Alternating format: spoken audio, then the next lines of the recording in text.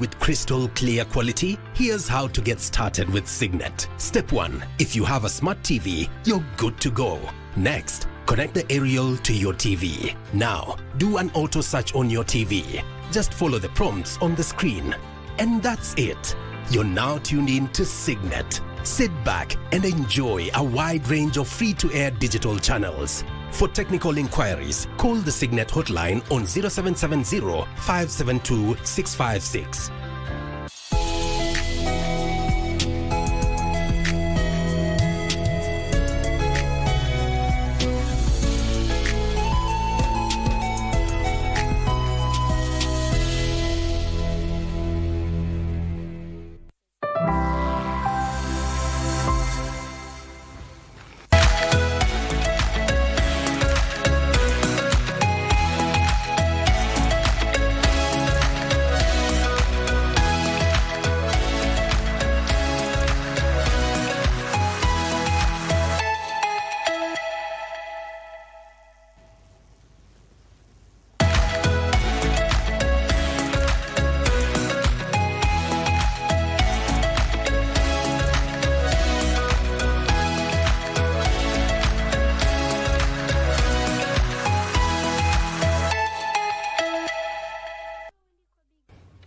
The 6th of October 2025, the year is cruising on. Well, welcome to the program. My name is Mike Migwi. A lot has been prepared for you today, being a new week, a new day, and a chance to start all over again. Welcome to the program. Where are you watching us from? Remember, you can be part of every conversation that is happening right here on Good Morning Kenya. We are at KBC Channel 1 on all our social media platforms. How has your weekend been? On Friday, it rained cats and dogs within Nairobi. And when it rains, Nairobi, I don't know why, Vivian, when it rains in Nairobi, it rains traffic. It actually does rain traffic. And there was traffic throughout the evening. I mean, even at 10 p.m. for the people who apply the route of Thika Road. Yes. There was crazy traffic at 10 p.m. And I don't know the correlation between the rains and traffic in Nairobi. The moment there's rain, best believe there's going to be traffic. Every time there is rain and torrential rains for that matter, all the major roads become, there's some sort of a gridlock, and it goes way late into the night. Marie, how are you doing? I'm well, and you? I'm great. How has your weekend been? My weekend was very eventful, by the way. But at least I was away from Nairobi, so nyinyi ndo mko mnaogelea as I just watch kwa mtandao. You know, but just like you said, I think there is just something about rain and people. It's not just traffic. Everybody seems to be, running home. I guess nobody wants to be caught up in the rains. Fares hike for some reason, so everybody's trying to get out of town and all that. Yeah, but that also brings the questions of drainage, because I hope what I saw about the expressway was actually the rains on Friday. Yeah, that also brings the question of drainage and how that happened on the expressway. But yeah, it is what it is. You know, that has been the biggest problem. Every time it rains in Nairobi, it exposes problems within the drainage infrastructure within the city. It's something I think that needs to be addressed as early as now, because it affects transport within the county or the city of Nairobi. Now, as that is happening today, being the 6th, Kenya is hosting the COMESA Heads of State Summit. That is Common Markets for Eastern and Southern Africa, that is being held at the Kenyatta International Convention Center. Some quick facts about COMESA is that it's one of the largest regional economic organizations created within Africa, and has around 21 members with a population of just over 600 million people. It was created in 1994. And being the fact that it's being held in Kenya, it's not the first time that Kenya is holding this event. The first one, it has been held here severally, being between 1999 and also again in 2007. So there is something that has been happening, and we shall be on the lookout to keep you updated on the events that will be happening there today. And also that forms the basis of our conversation today.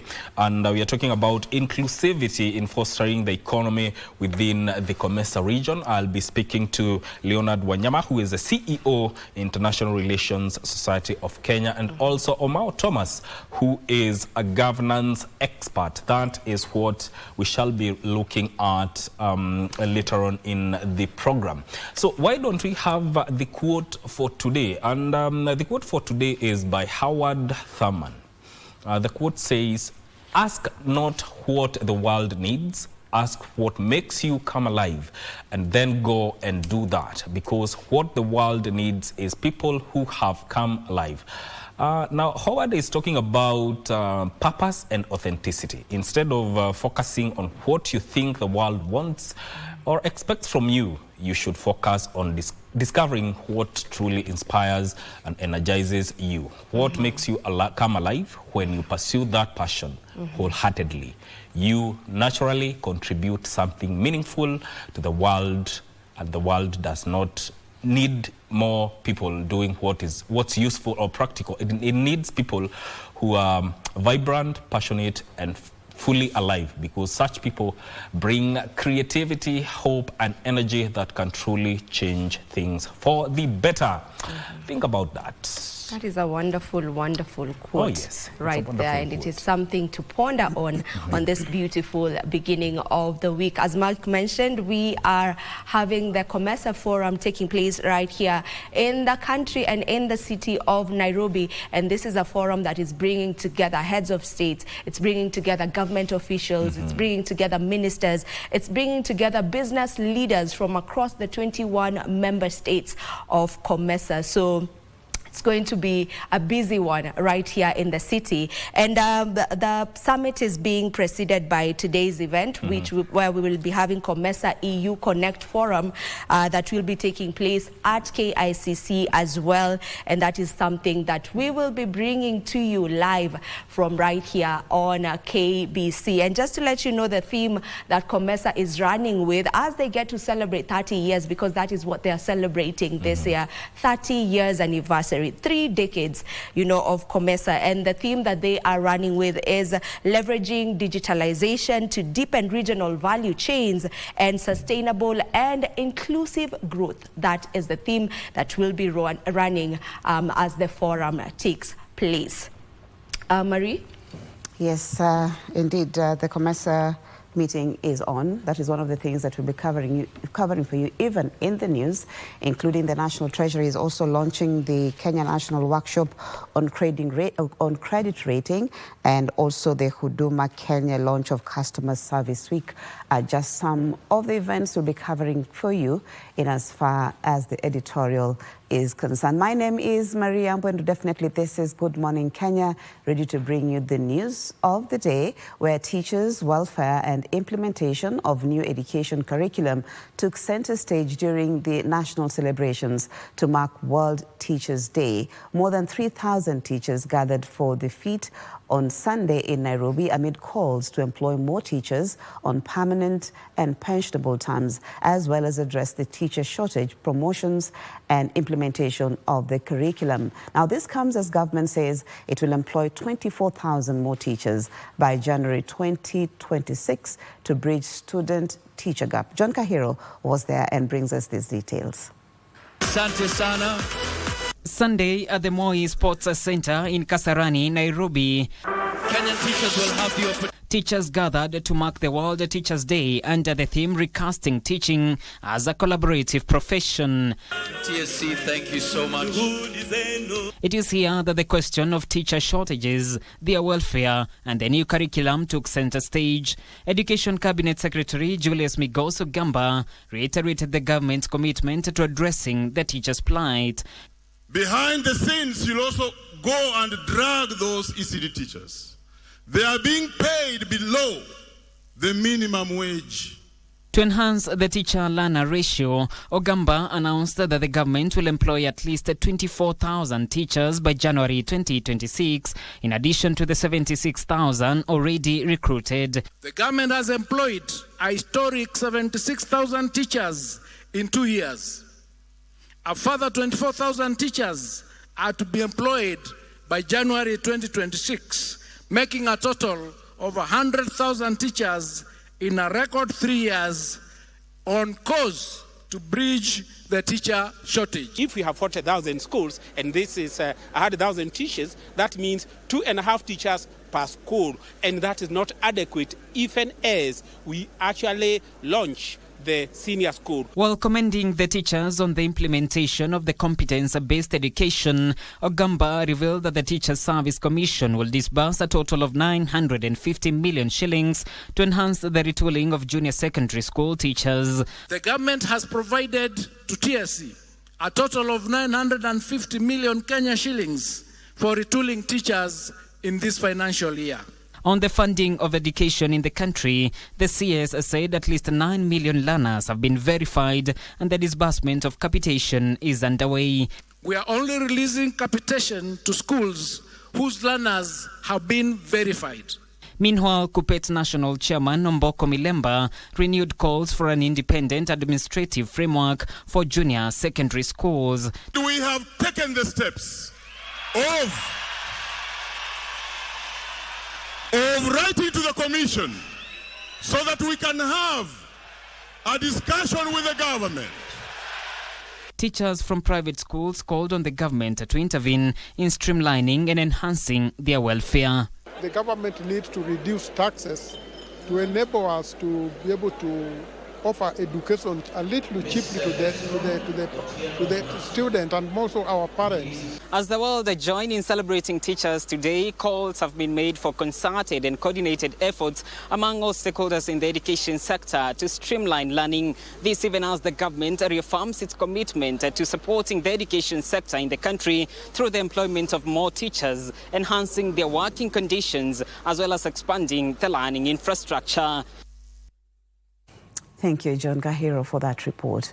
Now, President William Ruto has scoffed at the opposition leaders, accusing them of conducting early campaigns at the expense of service delivery to the electorate. Speaking in Meru County, the head of state said he will not be derailed from fulfilling his campaign pledges to the people. At the same time, he announced plans were underway to grant Meru a city status. Give us a minor, brings us the details. Meru County on Sunday hosted President William Ruto and his deputy Kithure Kindiki for a church service at St. Mary's AIPCA Kadhelwa.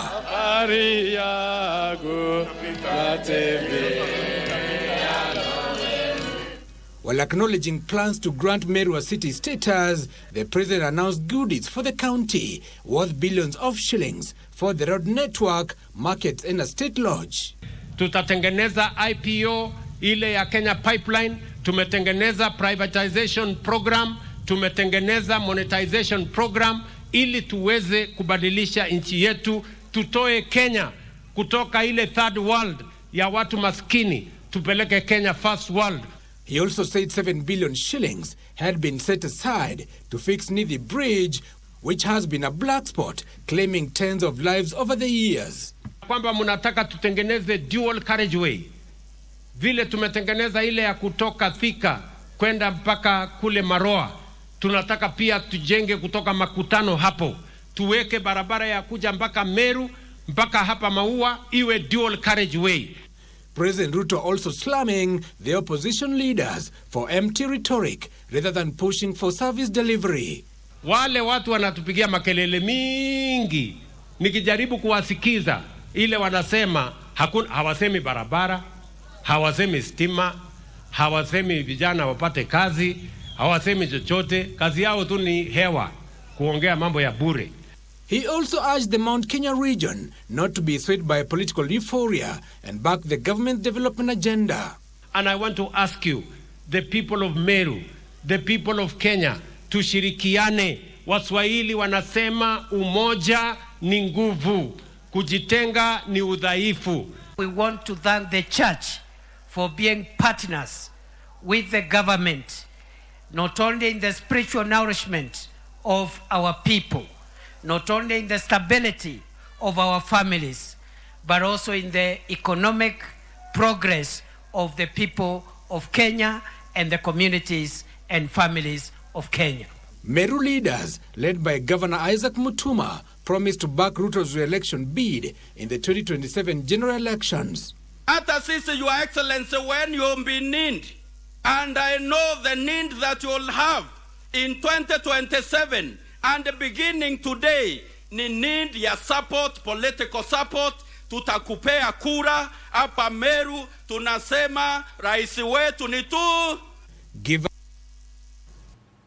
Well, give us some minor reporting there.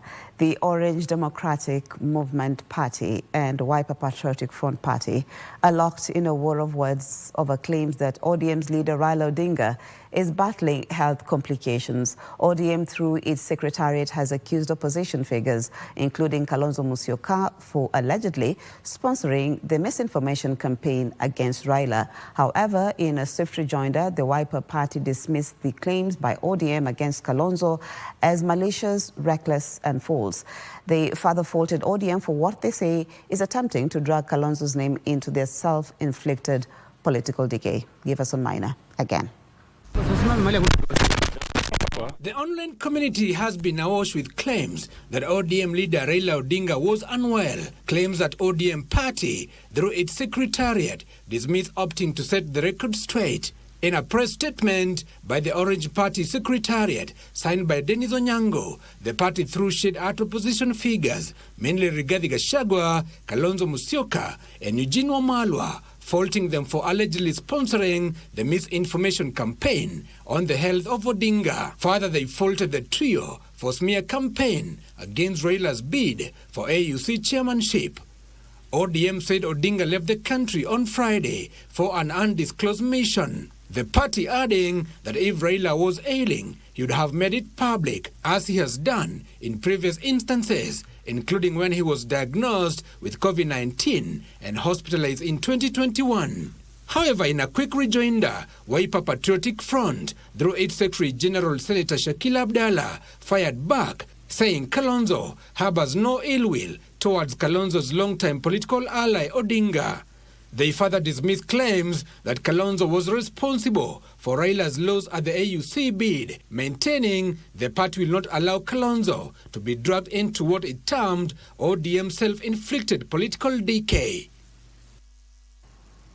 Well, and as the political, scene heats up for the 2027 general elections, political activity characterized the weekend as political players continued advocating for young people to register as voters during the ongoing voter registration. Former Chief Justice David Maraga, who is eyeing the presidency in the next poll, urged the Christian faithful to take part in the polls as part of their civic duty. Similar calls were witnessed in Malava, with calls for IEBC to be well-funded to conduct the polls. Here are the details of the political drumbeats as the weekend came to a close. Calls for voter registration dominated conversations over the weekend, with political actors challenging the youth to register as voters. Former Chief Justice David Maraga, who is eyeing the presidency through the United Green Movement Party, urged the Christian faithful to seek divine guidance when choosing leaders, as well as register to vote as their civic duty. The church is composed of people. We want everybody to have the freedom of choice to choose their leaders. And we want to pray that God leads in that. Christians are members of this great nation. Similar calls were witnessed in Kariobangi North Ward, where youth were challenged to turn up and register as voters in the ongoing exercise by the Independent Electoral and Boundaries Commission. Kwa hivyo nataka tuonyeshe mfano mzuri hapa 14. Kweli ama si kweli? Vijana wetu kuna exercise inaendelea kuchukua kura, si namna hiyo? Yes. Kwa hivyo nataka vijana mjitokeze kwa wingi, mchukue kura. Separately, Busia Senator Okia Omtata has vowed to challenge a plan to privatize the Kenya Pipeline Oil Refining Company, terming it unconstitutional. We would like to see KPC negotiating, the Kenya government, instead of selling KPC, should be negotiating with Uganda for whey leaves to take that KPC to Kampala, negotiate with Rwanda and Burundi and those countries and Congo, take KPC up to Goma. Elsewhere, former Interior CS Dr. Fred Matiang'i has expressed concern over low turnout during the ongoing voter registration exercise. He urged the youth to register to have a voice in governance. I pledge to you in this sanctuary, I will never let you down, and you will see a definite result. We will do that same spirit that we had in Johor House of cleaning up, that same spirit we had in Interior of cleaning up, that same spirit we had in ICT of getting the right thing done. Imagine we did not migrate. And a section of human rights defenders in Mombasa are demanding the release of their fellow activists who were allegedly abducted and detained in Uganda on Wednesday. Now, the activists Bob Njagi and Nicholas Oyo were reportedly seized in Kampala by men believed to be Ugandan security agents. Human rights defenders expressed concern over their whereabouts and call for immediate diplomatic intervention from both the Kenyan government and the regional human rights bodies.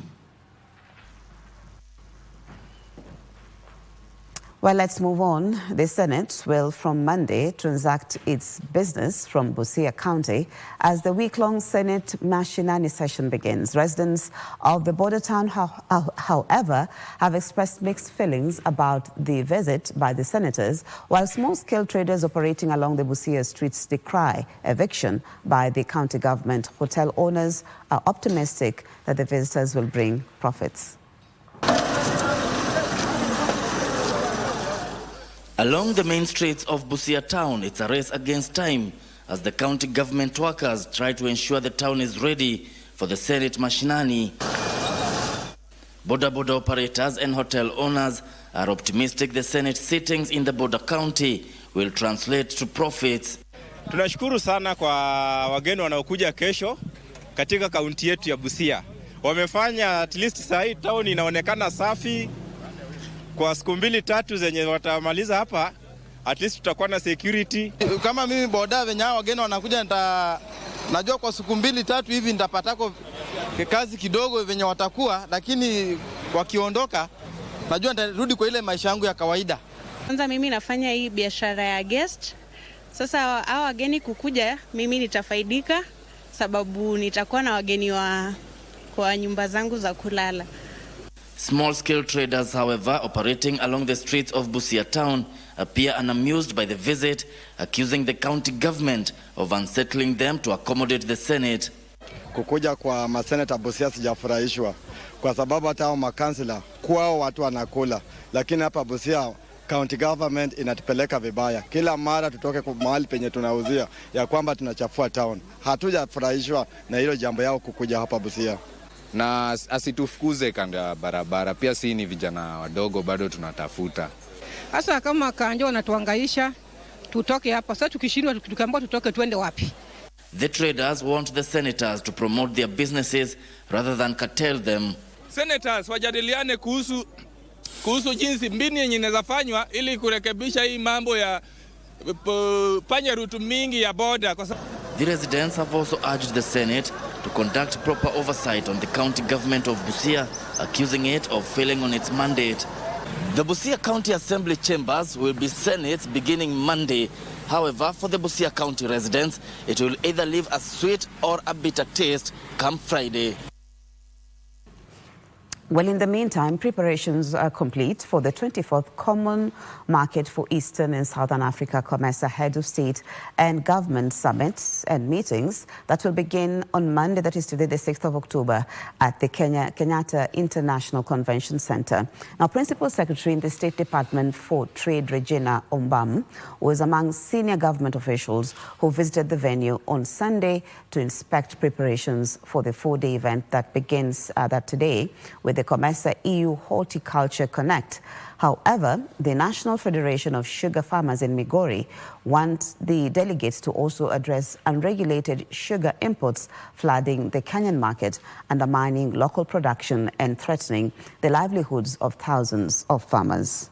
Local made, when we produce the sugar, the local made sugar, and you know, with the local made sugar, there is a lot of tax which is being put on the local sugar.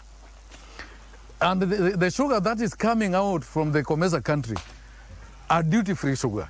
So it affects the market when it is brought here. And that one applies even to the farmers.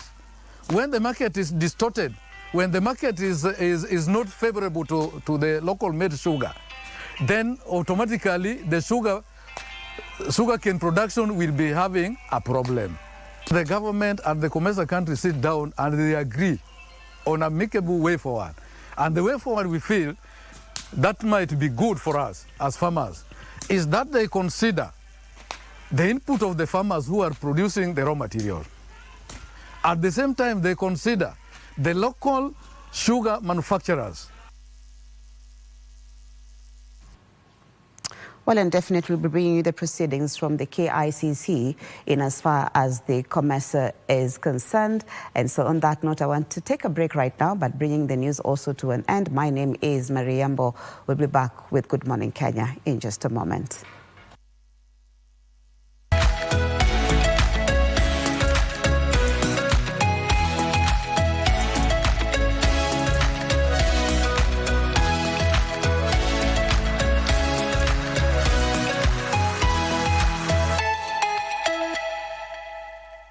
And that story forms the basis of our conversation today. We are talking about inclusivity and fostering the economy within COMESA, given that the Heads of State Summit is set to happen right here in Nairobi starting today. COMESA, as you know, is one of the largest organizations of trade within Africa, because it comprises of 21 member states with a market possibility of 640 million population, which present a very good market. And over time, the trade within the countries that are within COMESA has been good, has been positive. But still, there are bottlenecks that needs to be addressed because we have vast untapped potential. Because member states continue to trade with other countries. So that is one of the things we shall be looking at. And joining me right now is Omar Thomas, who is a governance expert. Welcome to the program. Thank you very much, Mike, for the show. Yes. And the fact that COMESA is being held within Nairobi, and this is not the first time it's being held within Nairobi, what does it portend for Kenya as we start? First of all, what I'd like to say, Mike, is that Nairobi is known to be the regional hegemony, not only in the East African region, but also in the Central African region. So now that Nairobi is holding this important meeting, it basically implies that number one, we'll be seen to have the great potential to hold this important meeting. Number two, Kenya will be exhibited as not only a regional, but also a serious economic hub in this region. Yeah. Indeed, President Ruto is set to assume the chairmanship of COMESA, and that positions Kenya to champion for one of the things that Kenya needs to champion for is for expanded intra-African trade. That is one of the things that we shall be looking at in our segment that is coming right up after this short break. Stay with us.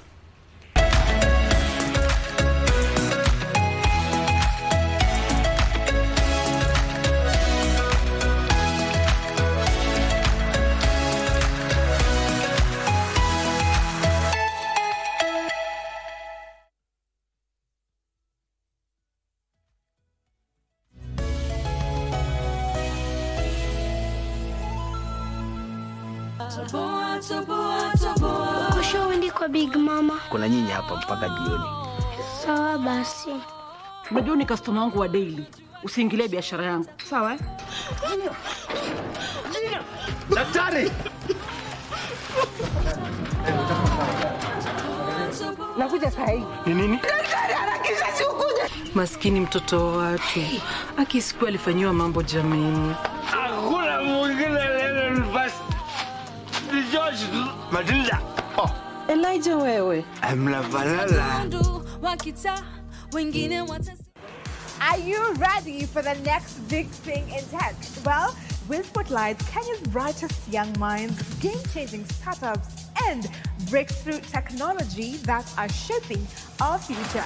From AI and robotics to sustainable futures, we bring you the stories behind the scenes. KBC Channel 1. Remember, tech starts here.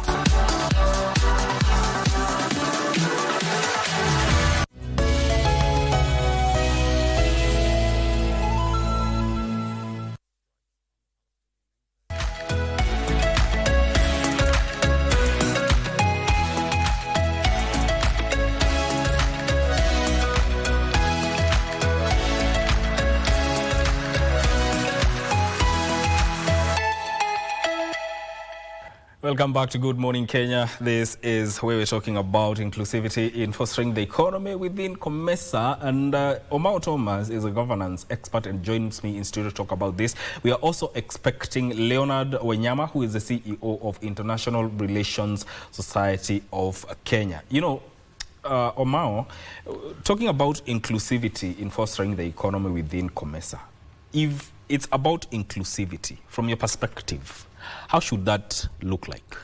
This is what it basically implies, Mike, that among the member states, there's a wider market. Yeah, for example, let's say that Kenya as a country, we're known to be the producers of tea in the region. Yes. So this basically implies that Kenya will have a wider market, more especially in the COMESA market region. You can remember very well that when Donald Trump assumed office early this year as the President of the United States of America, part of the running call and mantra in his administration was America first. What Trump meant was that most commodities that could be sold to the United States of America could be sold at higher tariffs. So this made it very difficult for countries, more especially from the Africa region, exporting her commodities to the US to be a bit expensive. So COMESA gives a great platform and market, more especially to the member countries, to have a wider market access to the member countries. As I said, Trump talked about the America first mantra. Yes. And now this puts this makes us to ask a very serious question: what will be the eventual position of AGOA? Is the African Growth Opportunity Act? So the COMESA market gives the member countries a wider market for rich commodities. There's also the aspect of competitive advantage. Competitive advantage in the sense that those countries that produce a given commodity are able to get commodities that they are unable to produce. For example, countries like Zambia are known to be the leaders in ferrous minerals. They produce copper, they produce diamonds, and they are able to have a market of what they produce in other COMESA countries. There's also the East African Trade and Development Bank that is here in Lenana Road, just a few meters from here. So what I want to say is that the COMESA is a great idea, especially among the member countries, because of the great benefits that come along with it. Yes. Yeah. You know, the bloc has made quite some progress in terms of advancing regional trade and integration, but also trade performance across these regions, especially within COMESA countries, still continues to face challenges.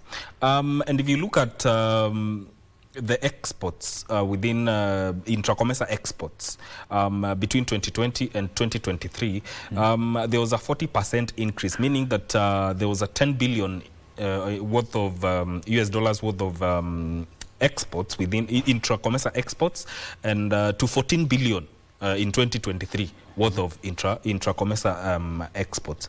What do you think continues to be the challenge that is hindering the exploration of full potential of COMESA trade? Mike, Politics Among Nations is one of the books written by Professor Hans Morgenthau. And in those writings, Morgenthau argues that when nations or countries interact on a global scale, they do so to serve their national self-interest.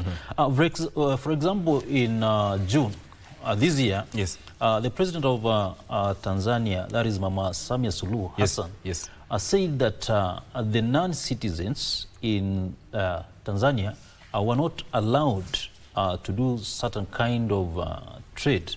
For example, she mentioned small-scale mining, coming up with small shops, or exporting certain commodities. So we have what we call for example, here in Nairobi, we have what we call the Nairobi mentality. Nairobi mentality in the sense that other East African countries view Kenya as a big brother, and of course as the one that benefits out of these dealings.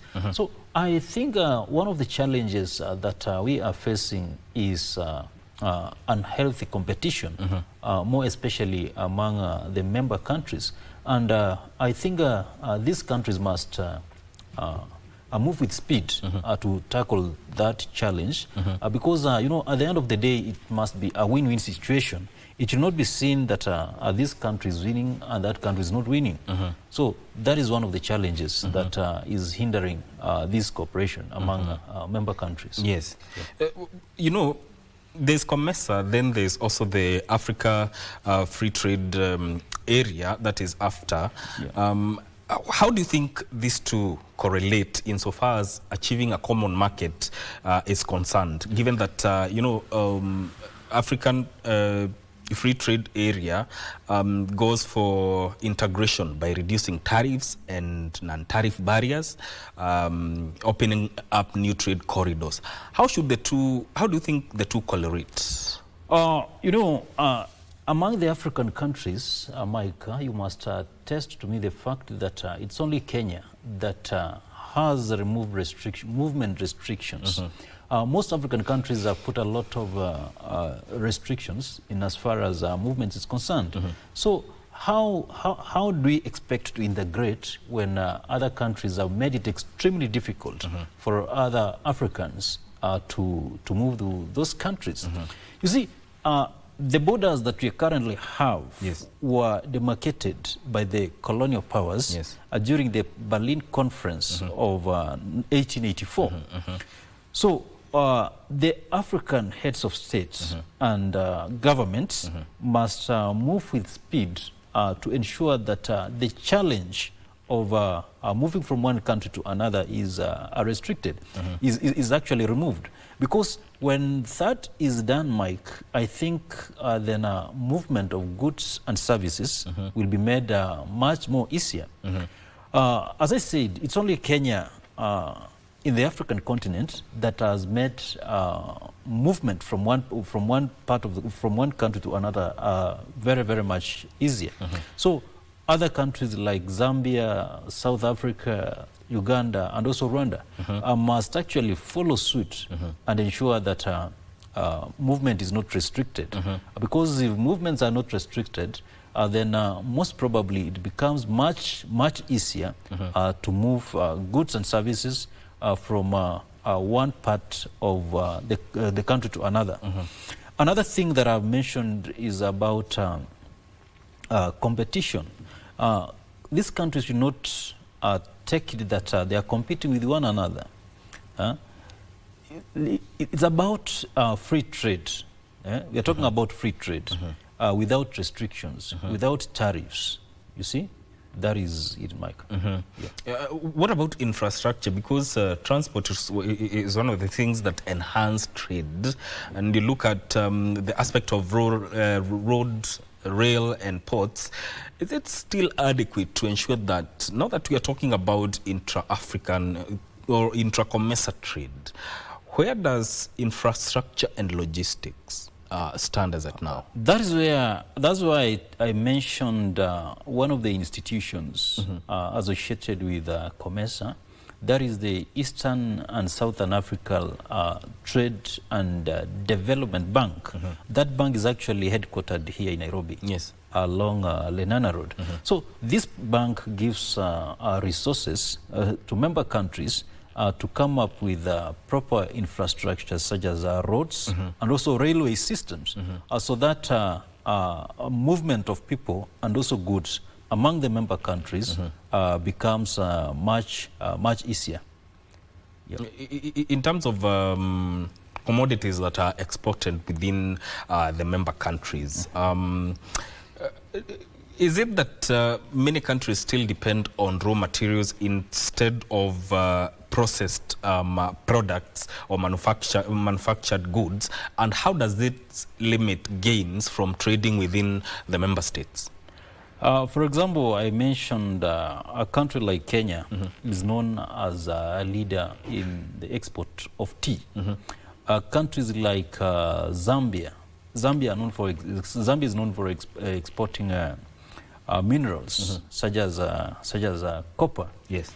So, in as much as that is concerned, so I mentioned something to do with competitive advantage, where various countries come up with various commodities that are not found in other parts of member countries. So when they interact and do this kind of trade, you realize that even the means of doing trade is far much cheaper when compared to if this integration was not there. Yeah. For example, I mentioned something to do with the America First mantra in the United States of America. You find that if countries were to export commodities to the US, it becomes expensive. For example, if we export commodities to the US as COMESA, it becomes much easier and much profitable, unlike when we were to directly trade with the US. You get that point, Mike? Yes. Yeah. So I believe that this integration provides a great market access to our member countries. Would a COMESA First mantra work? If we are to go by what Trump did, America First, would it work for COMESA member states? Or that would work for individual countries? You see, the greatest challenge that we have, that we are facing, Mike, is that we have an individualistic approach to trade. Yes. For example, if you want to deal with the United Kingdom, you have to approach the European Union. You see? So I think the African heads of state, more especially from the member countries of COMESA, must come up and put their heads together so that I think we need to even have a currency among the COMESA member states. We need to have one currency.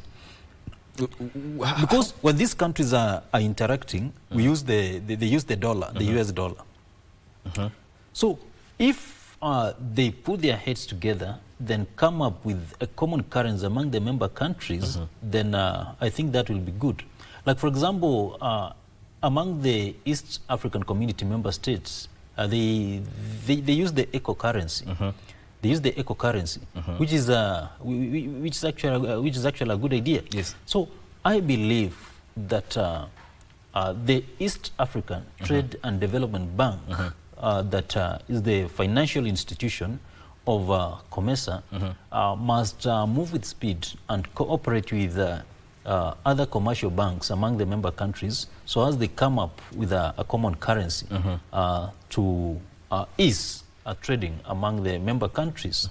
So I believe, as you've asked, that is something that is possible. Nothing is impossible if the leaders put aside their differences and come up with that idea. That calls for goodwill. Exactly. Political goodwill. Political goodwills. And even to talk about how political environment really favors trade, or how it affects the intra-COMESA trade. See, the moment we have political stability, then even the movement of goods and services from one part to another becomes much easier. Yes. For example, there's a time when there was a lot of fighting in Burundi, and even Kenya sometimes back.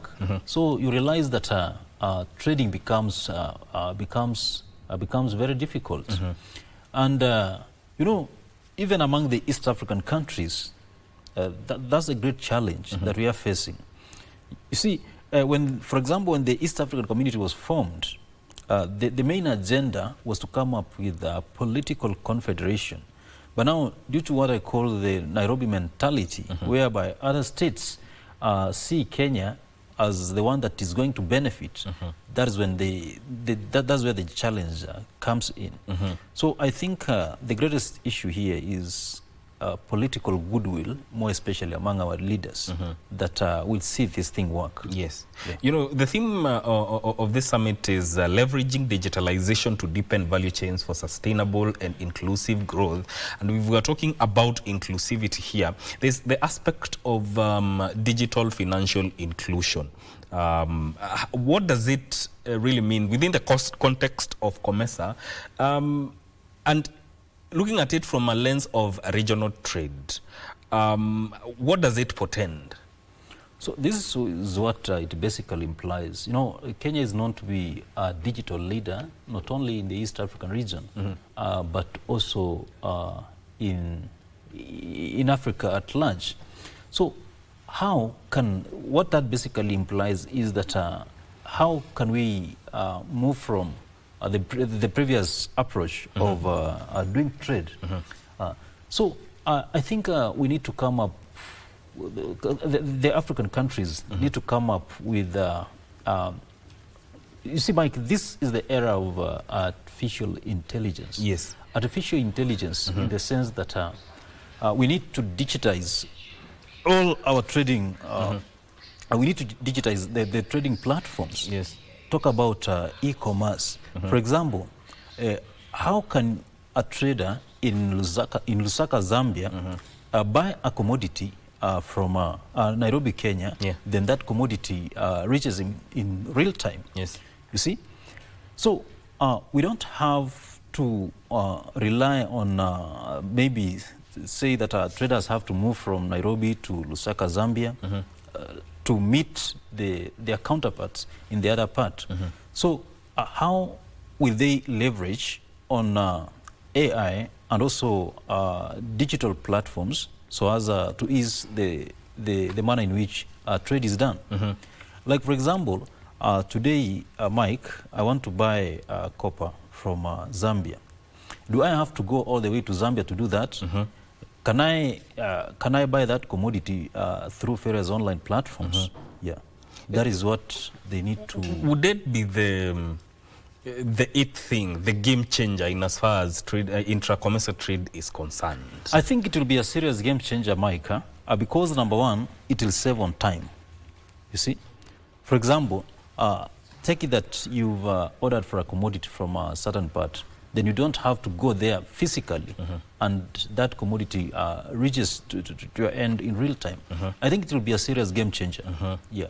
So if we were to talk about financial inclusion within this region, the region that within which COMESA trades, who would benefit really? Is it the people, or it's the big companies, or it really cross-border trade will benefit?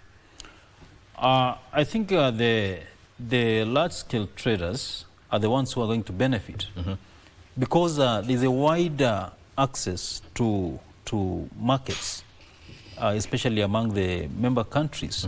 So what I can say is that those who are going to benefit are the large-scale traders. Yeah. So how about a person who wants to start trading within this region? How does he or she go about, or what role does the government play in ensuring that those who want to access these markets get them? So I think most of our traders are small-scale traders, and what the government will most probably advocate is if they come together, so that maybe they form cooperations so that they can access this market. And as you mentioned earlier on, Mike, yes, these are great markets. It provides a great opportunity because there are a lot of people to access some of these commodities at almost zero tariffs. So that is one of the benefits. Indeed.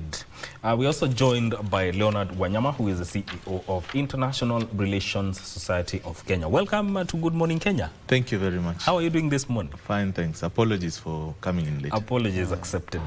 We're talking about inclusivity in fostering the economy within COMESA. And given that Kenya is hosting the Heads of State Summit and the COMESA event that is happening at KICC, is starting today. What does it mean for Kenya from your perspective? Thank you very much. I'd like to say that for Kenya in particular, you can see in terms of international relations and the wider diplomatic environment, the country is shifting to becoming a diplomatic capital in Africa. And so the opportunity presented with this COMESA summit is to kind of leverage ourselves into that space. And so in that sense, kind of putting the country central in terms of a diplomatic capital for trade in East Africa and the wider COMESA region. And so the opportunity there is to see how Kenya, with the taking over of the chairmanship, to get an opportunity to influence questions of trade and regional integration, which is a pillar that will then feed into the Africa Free Continental Trade Area. You know, Kenya enjoys quite a good, so to say, commanding market share. We're talking about around 16%. Because looking at the exports, Kenya exported goods worth 2.18 billion within the COMESA region. What do you think gives that Kenya competitive advantage in trading within COMESA? I think we cannot deny that the number one advantage Kenya has is human resource and the innovativeness of our people in terms of trade and so forth. Traditionally, the manufacturing base of Kenya has been very strong, although over time and with the challenges in the economy, that could be a challenge. Nonetheless, particularly in terms of manufacturing, that has been a strength for Kenya. For instance, in terms of providing goods to even our East African community neighbors and other products, for instance, like agricultural products like sugar and so forth. But mainly that is based on the manufacturing base and history that we've had as a country. Yes, indeed. I want us to take. You wanted to add something? Yeah, and maybe you can also add on the financial aspect of our economy. Yes, we have a very strong financial sector, and that allows us to kind of support these two sectors in agriculture and manufacturing. Yes. Let's cross over to KICC, where our reporter Carol Jenga is on standby to bring us up to speed with what is happening at KICC. If you can hear me, Carol, take it away.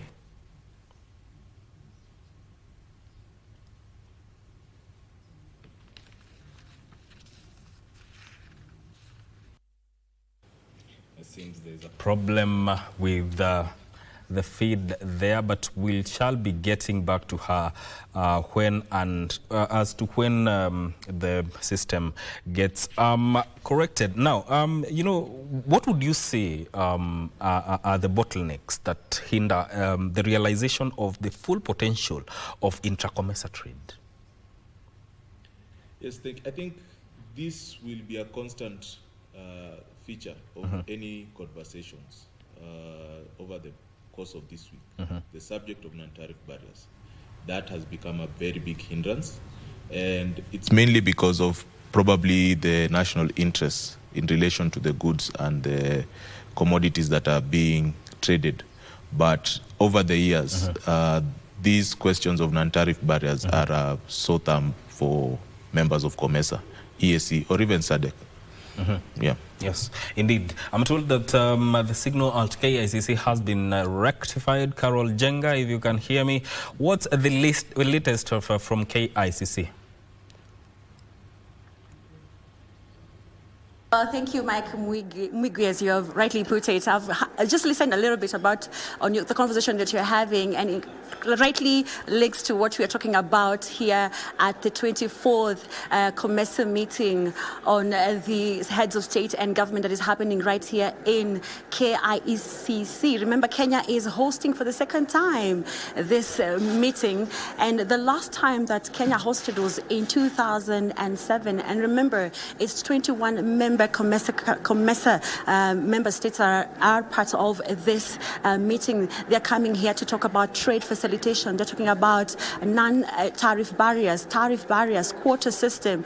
And these are some of the words that you're going to hear as we talk about the COMESA meeting that is starting off today. And as you can see behind me is the COMESA EU Horticulture Connect, which is happening today, and it will also work with SMEs and also women-led organizations as we look at how they can navigate the European market, looking at stricter regulations that the European market has and how they can be able to adhere to those regulations. They will be looking at also how to export to the EU market. What are the criteria involved in the exportation to the European market? Remember, the European market is one of the biggest export market that we trade as the 21 COMESA member countries.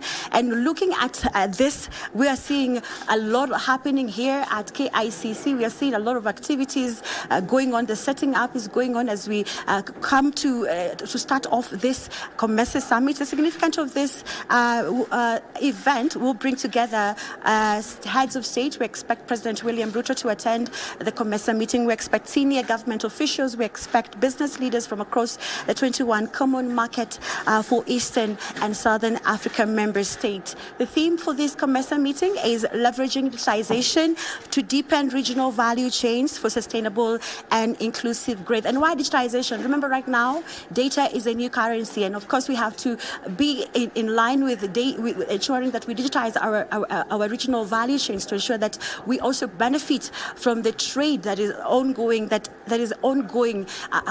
globally. Looking at the COMESA region, this regional bloc, although the potential is huge, the market share for these 21 member countries in terms of regional exports has been at 10%. The target has been at 25%, but the last 30 years, which these 21 member states this bloc has been in existence, there has been little, 10% share is little compared to the 25% that had been agreed on.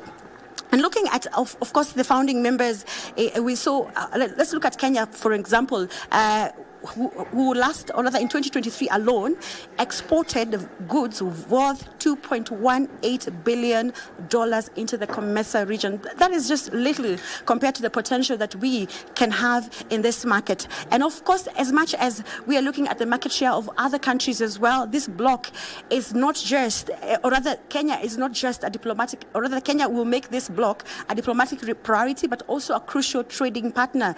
The country, of course, has consistently recorded a positive trade balance within the bloc, within the value of, as much as ensuring that the value of exports does not exceed imports. So these are the conversations that we are going to expect here during the one-week event that is ongoing right here at KICC. A lot will be happening. And just to give you a breakdown on what to expect during the week, we have the EU COMESA Connect, which is happening today, which will be followed by the 18th COMESA Business Forum, an exhibition where more than 300 business people from across the region will gather to share innovation, trade, and also showcase products from other partnerships. We'll also have the 20th now meeting of ministers and foreign affairs that will be held on Wednesday.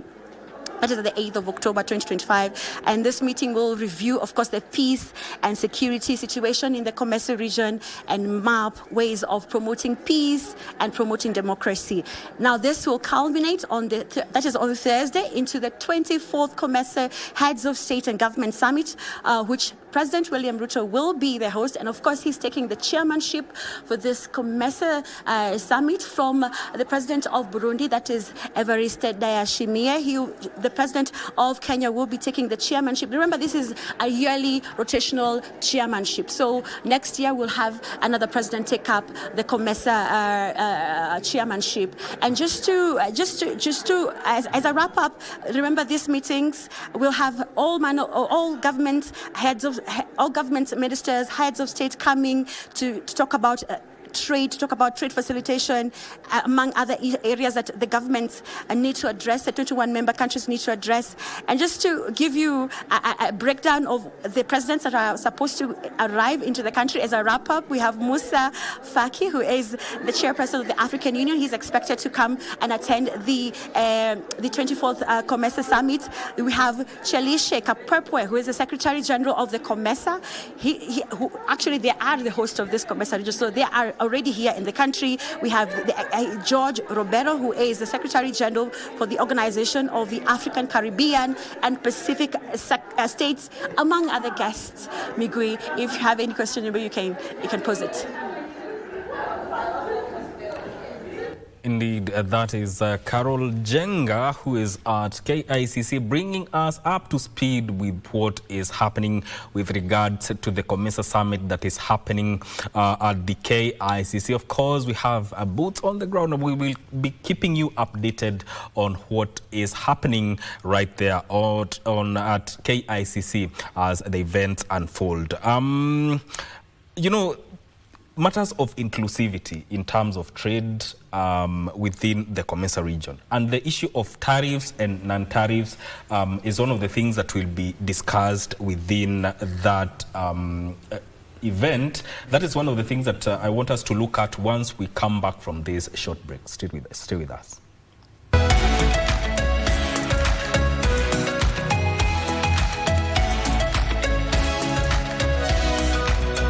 Tariffs and non-tariffs.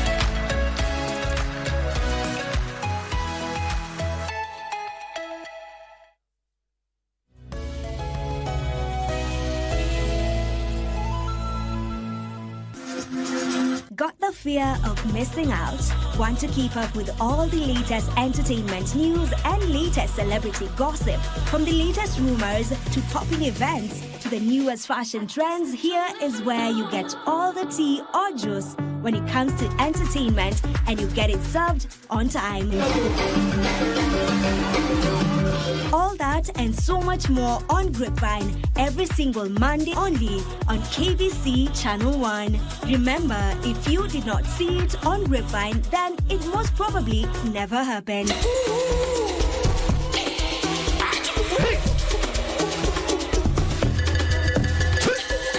Kila mwisho wa juma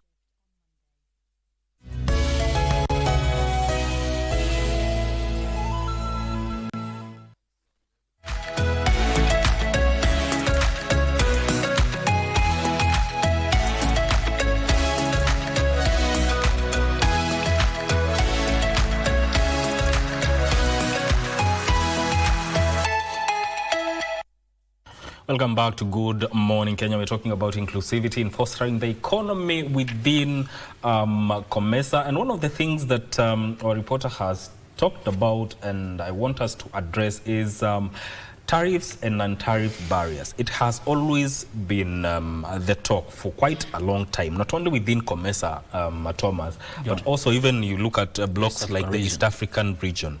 How do you think COMESA, this summit needs to address this matter?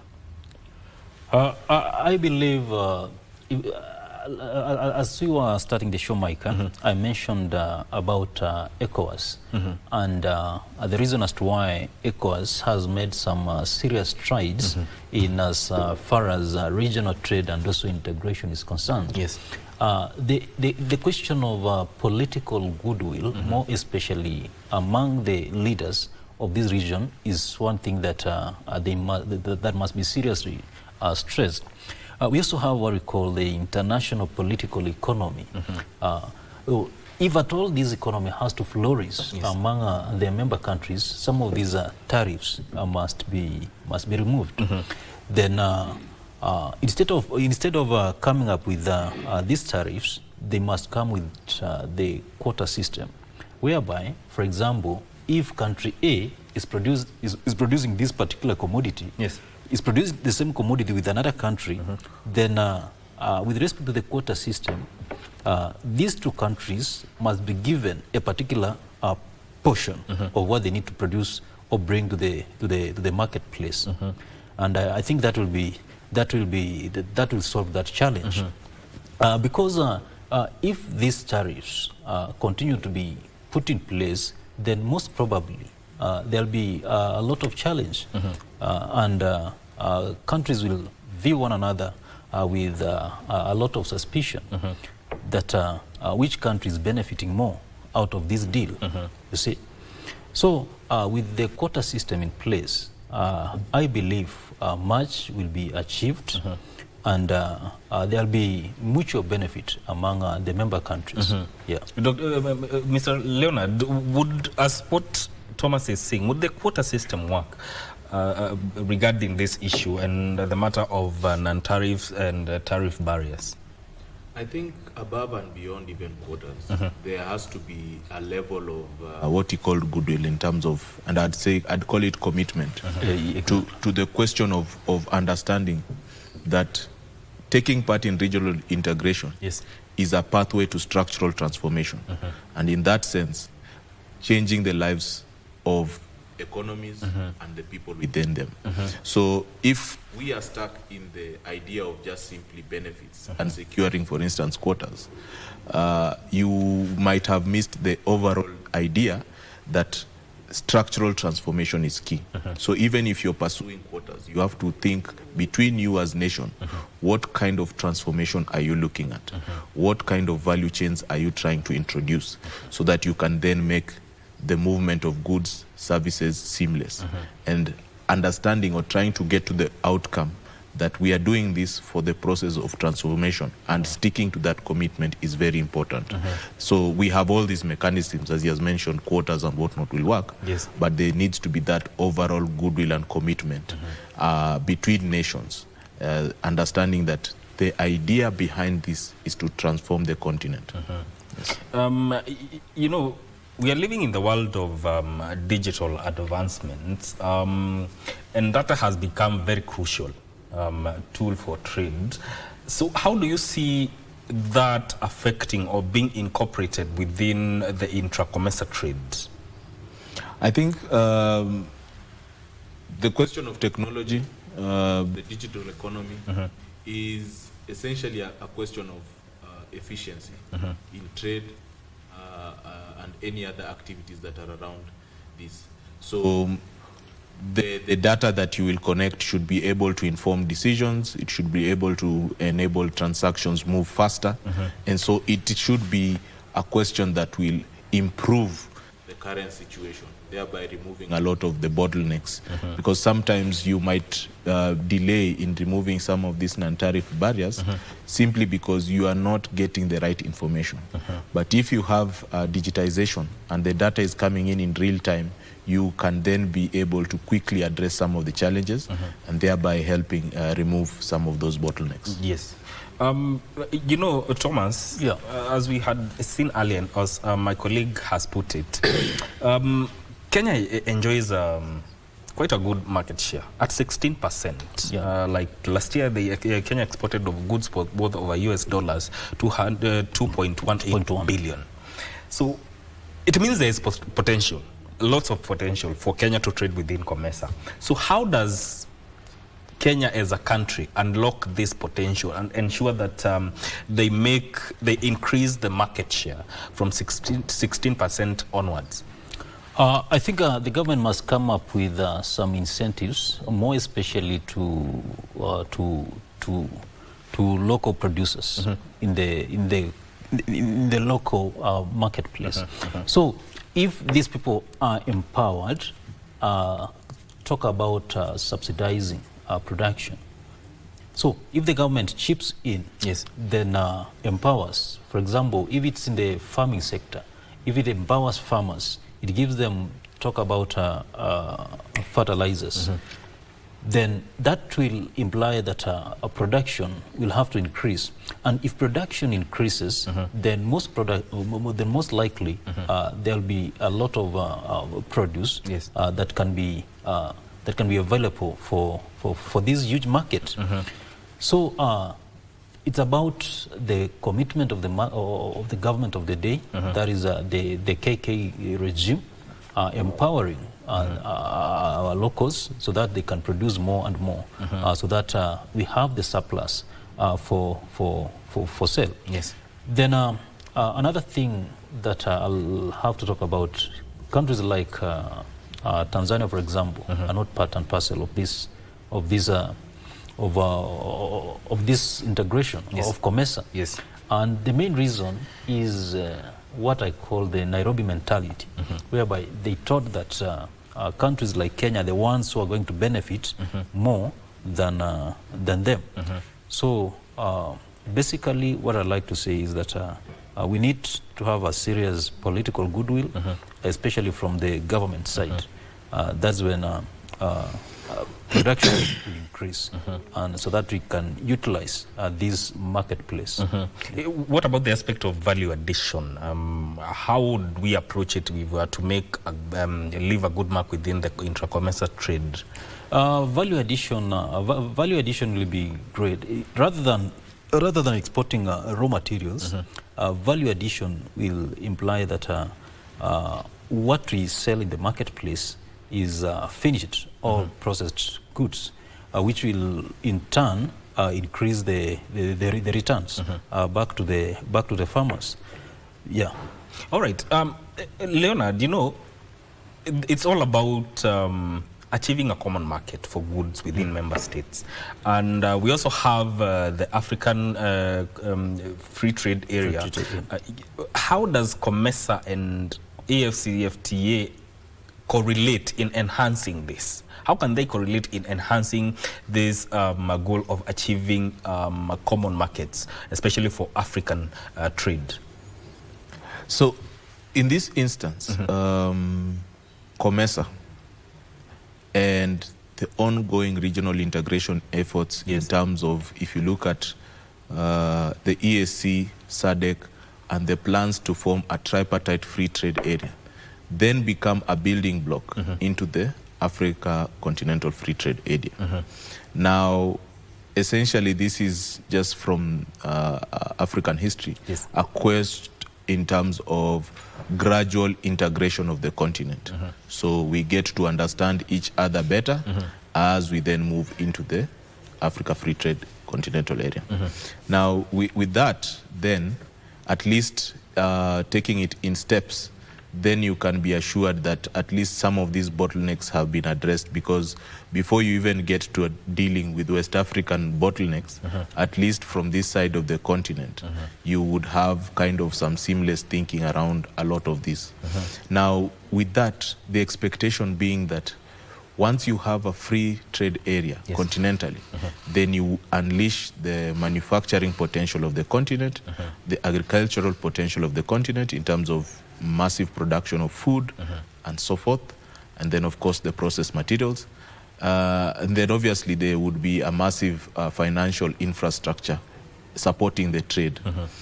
In terms of movement of goods, then you would have the infrastructure, as you can see from the AU plans for Partnership for Infrastructure Development in Africa, connecting Cape to Cairo, and things like that, kind of facilitating.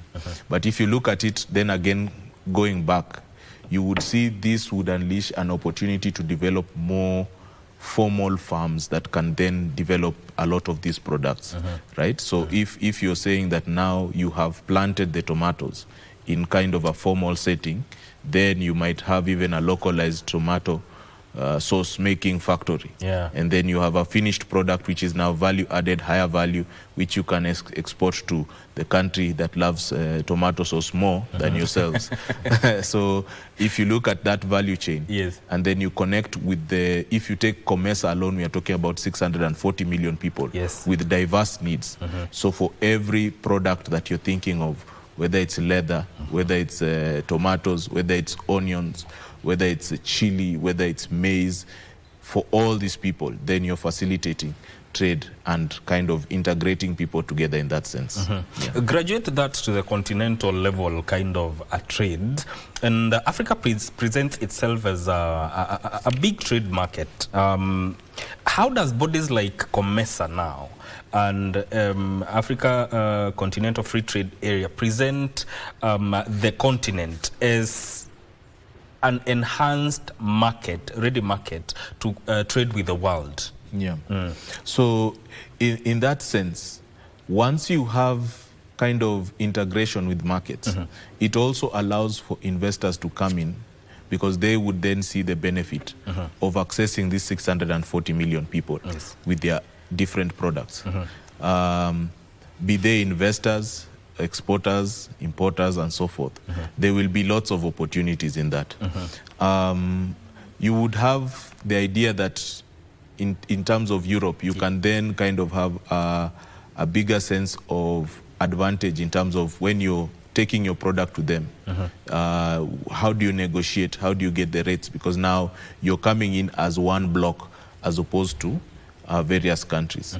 And then also when they are coming to your countries, they know if they are landing, let's say in Kenya, how are they going to access Uganda? How are they going to access Tanzania, and so forth? So it should allow for that seamless kind of opportunity. But you also have to think of it in terms of opportunities in the sense of localized, and this is particularly for investors or entrepreneurs. It could allow, for instance, for things like small business partnerships.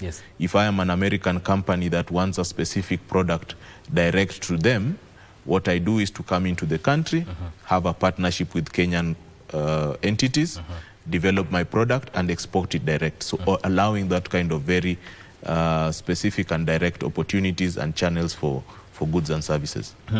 Before I talk to Omao, there's something he said about developing a single currency for COMESA member states.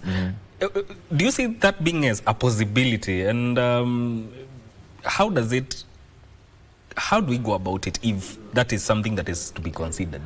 Again, this is one of those things I keep saying, back to the question of commitment and goodwill.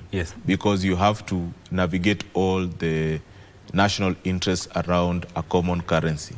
As it is, we had a conference last week from Wednesday to Friday, and one of the conversations we had was about, in terms of the EAC alone, a negotiation around the East African Monetary Institute. Where will it be held?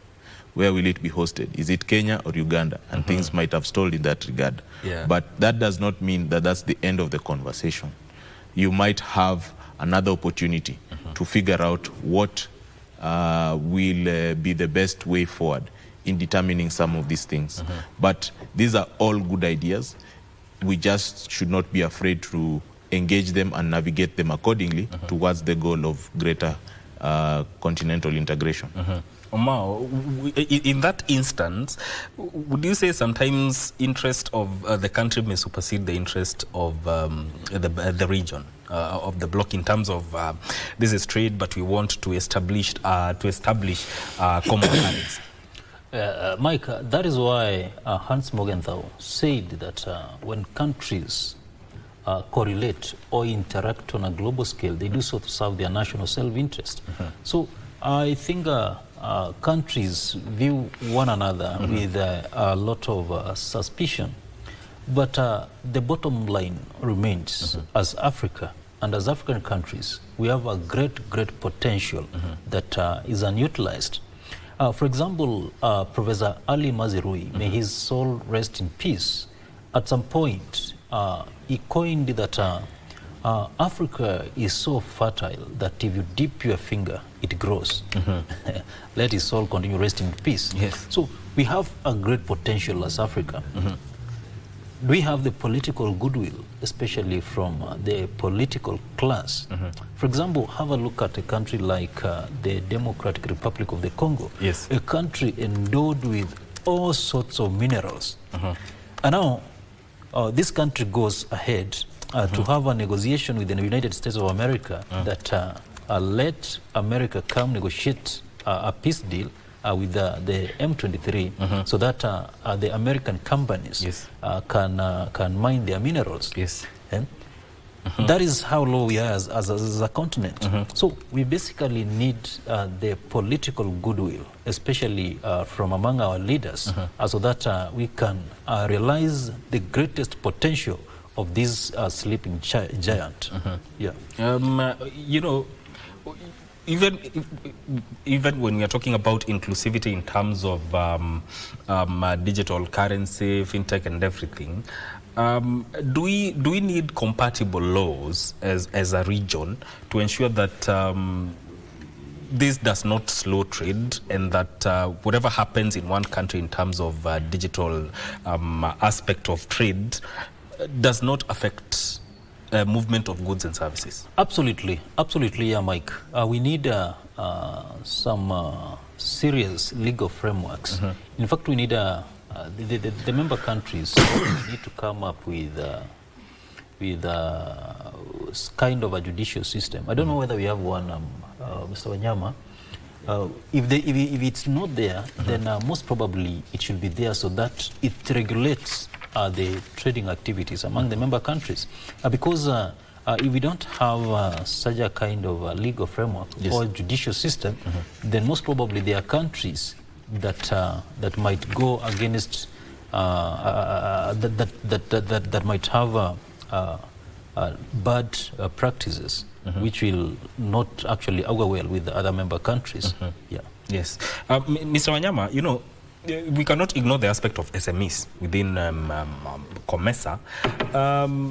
Do they get really a fair share of trade and financing opportunities within COMESA?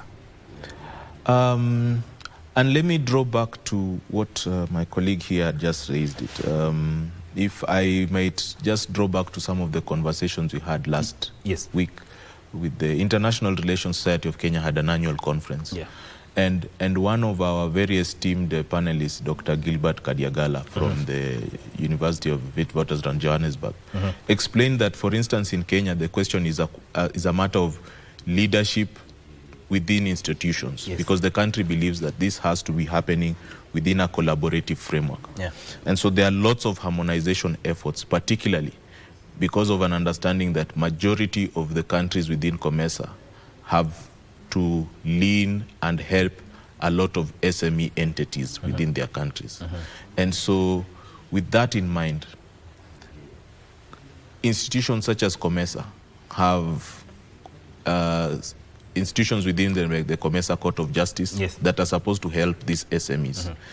And also, if you look at the program, there is the business aspect that's kind of part of the program within the COMESA framework and the COMESA meetings this week. And a majority of those are going to be SMEs, because we have been informed, like for instance, COMESA has actually sponsored a number of ladies to come into the conference with their wares to market and sell and make people familiar with what it is they're doing across a number of these countries. So there is indeed a focus towards SMEs. There is a recognition that they are important, but we need to see more beyond the conferences, especially with the focus, as you know, in terms of regional integration between cross-border points where a lot of this trade happens between countries. So how do you facilitate, particularly at the borders where a lot of SMEs take place? Indeed, you have the banks going across borders and so forth, and they are facilitated by technology and whatnot. But how can you also bring technology that can facilitate some of these SME entities that are, for instance, at the borders or on the highways that connect these countries? Because there are lots of these that kind of interact with the trade that channels through those highways. Omar, you know, one of the things that COMESA is focusing on at the event is working with women-led businesses. How do you think, from your perspective, COMESA has supported women and youth entrepreneurs in accessing especially regional markets, and also the aspect of financing for business? I mentioned, I had mentioned the Eastern and Southern Africa Trade Development Bank. I think this financial institution plays a pivotal role in ensuring that the youth-led and also women-led businesses gain access to this market. Because, you know, if these groups are well-funded, then most probably they are going to produce and come up with a lot of produce that will find itself into this marketplace. So I think this financial institution has played a serious role in financing these groups, because you see, Mike, for example, even here in our countries, The youth is one of the largest population. Yes. That kind of demography, the youth demographic, yes, forms part of the largest. It's one of the largest in the country. Yes. So basically, it needs to be supported financially, so that they can come up with various products that can be sold. Yes. So that financial institution, the financial arm of COMESA, funds that, and those groups, the youth groups and also women groups, yes, easily gain access to those funds so that they can produce commodities to be sold. Yeah. Indeed. Mr. Wanyama, from your perspective, what would an inclusive COMESA look like in, let's say, 5 to 10 years? In 5 to 10 years? Yes. I think the one thing, the immediate indicator is just to see the percentage of intra-COMESA trade. Unfortunately, even as we are talking, for instance, Kenya has 16%. This is not the same for most of these countries. What we are realizing, excuse me, is that a lot of these countries are trading more with other regions than ourselves. So maybe Kenya is trading more with the EU and the Arab states rather than with COMESA. Yes. So indeed the country has a good percentage of 16, could grow, but we need to see more intra-COMESA trade, right? Increasing those numbers for all the 21 member states as we work towards the AFCFTA. Yes. So more integration, more trade within the states is really important if we are talking about the next 10 years. Indeed. Let me take your closing remarks. Starting with you, Omar. What is your closing remarks, and what should we expect? What should we expect from the ongoing COMESA summit that is happening in KICC? I think what I expect is that we need to have a serious political goodwill among our leaders. Another thing, we need to bring on board other countries that are not part and parcel of this integration. Countries like Tanzania, our neighbors here, they should be brought on board so that we widen the scope of the market for these commodities. Yes. Another thing is that we need to, countries should stop, we should stop mistrust among the member countries. Because at the end of the day, we want each and every country to benefit from this huge marketplace. So the clarion call to the leaders of these great countries as they converge here in Nairobi is that they need to come together. Because when they come together, then they'll have to work together towards a prosperous COMESA. Yes. Yeah, Mike. Indeed. Mr. Leonard. Thank you. For me, I would expect Kenya, particularly through the chairmanship led by President William Ruto, yes, to attempt to have some bold ideas around COMESA, EAC, and SADC. It came to my attention like the question of the TFTA does not have an actual physical headquarters. And if we are transforming the country into a diplomatic hub, I think it's an opportunity through his leadership to find or offer the country as a possible headquarters for the TFTA, to give it more stability and regularity, and a framework that would then bring in these three elements, three pillars, to become more stable as we get into continental integration. So I'm hoping that at least some form of baby steps or conversation or boldness that could think about it, so that we can continue this integration journey towards making Africa more prosperous together. Yes, indeed. Gentlemen, your time is very much appreciated. Thank you. Thank you, Mike. That is Leonard Wanyama, who is the CEO of International Relations Society of Kenya, and Omar Thomas, who is a governance expert, talking to us about the aspect of inclusivity in fostering the economy within COMESA. This is where this conversation ends. We shall be bringing you updates as to what is happening in KICC, where the COMESA summit is happening.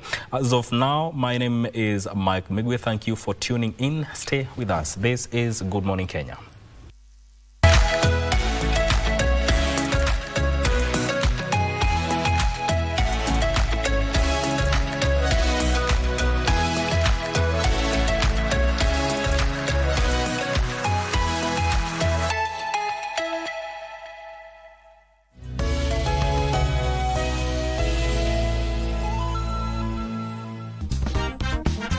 We are talking about a vehicle ownership. To many women, owning a car is all about convenience, safety, independence. I think for me, car ownership is such a huge milestone because it is what we call, for most ladies, a big girl purchase. You've been working, you've put in effort, and finally you're committing to something that adds value to you as a woman in terms of independence. When you are dealing with a lady coming to buy a car and a man coming to buy a car, they are quite distinct. Now you wonder, what was she looking for? Because she's looking for affordable and she's looking for something that is easy to maintain. Yes. Now when you take her to that position, she comes out of it immediately and say, no, this is too small. There are no limits to what we can achieve except those we place on our own thinking. So the moment you think it, you can have it. So wanasinach everybody carrying bag left, right and center. Kwani niliweka wapi? Hey! Ilikuwa ni kama ilikuwa na pesa. Pesa unachua lazima ibunikwe.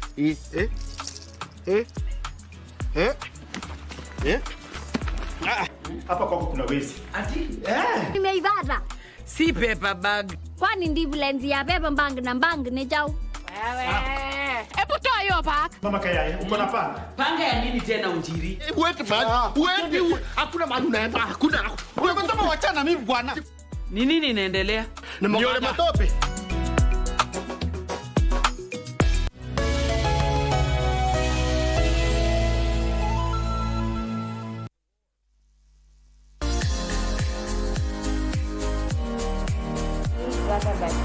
That's familial bond is there. Not bestie.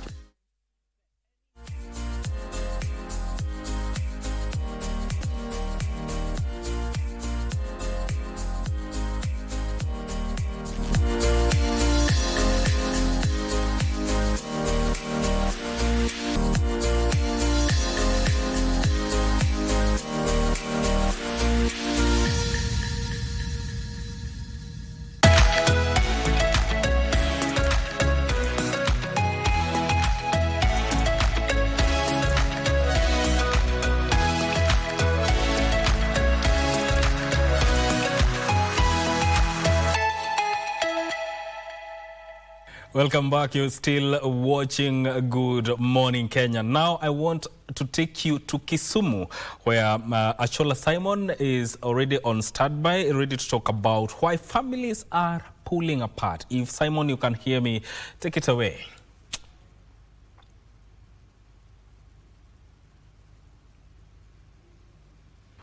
Well, thank you very much, Mike Migwi. Of course, we're glad that you could actually join us for this conversation. This is the Western Spectrum, a program that actually brings you issues that affect people over this part of the country, and by extent, of course, the entire country. Of course, today we'll be discussing a very special topic, a topic, of course, that touches on families. And Mike, the fabric that holds family units is bursting at the seams.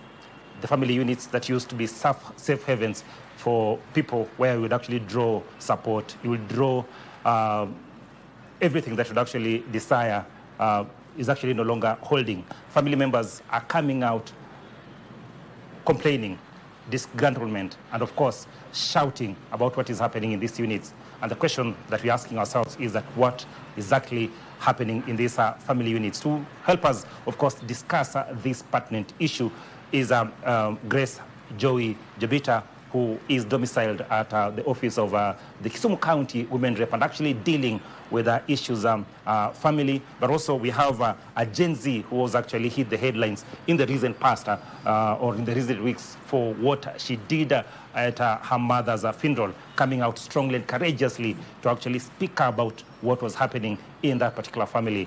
Grace, Georgina Acheng Ayugi, welcome to the set. And we go straight to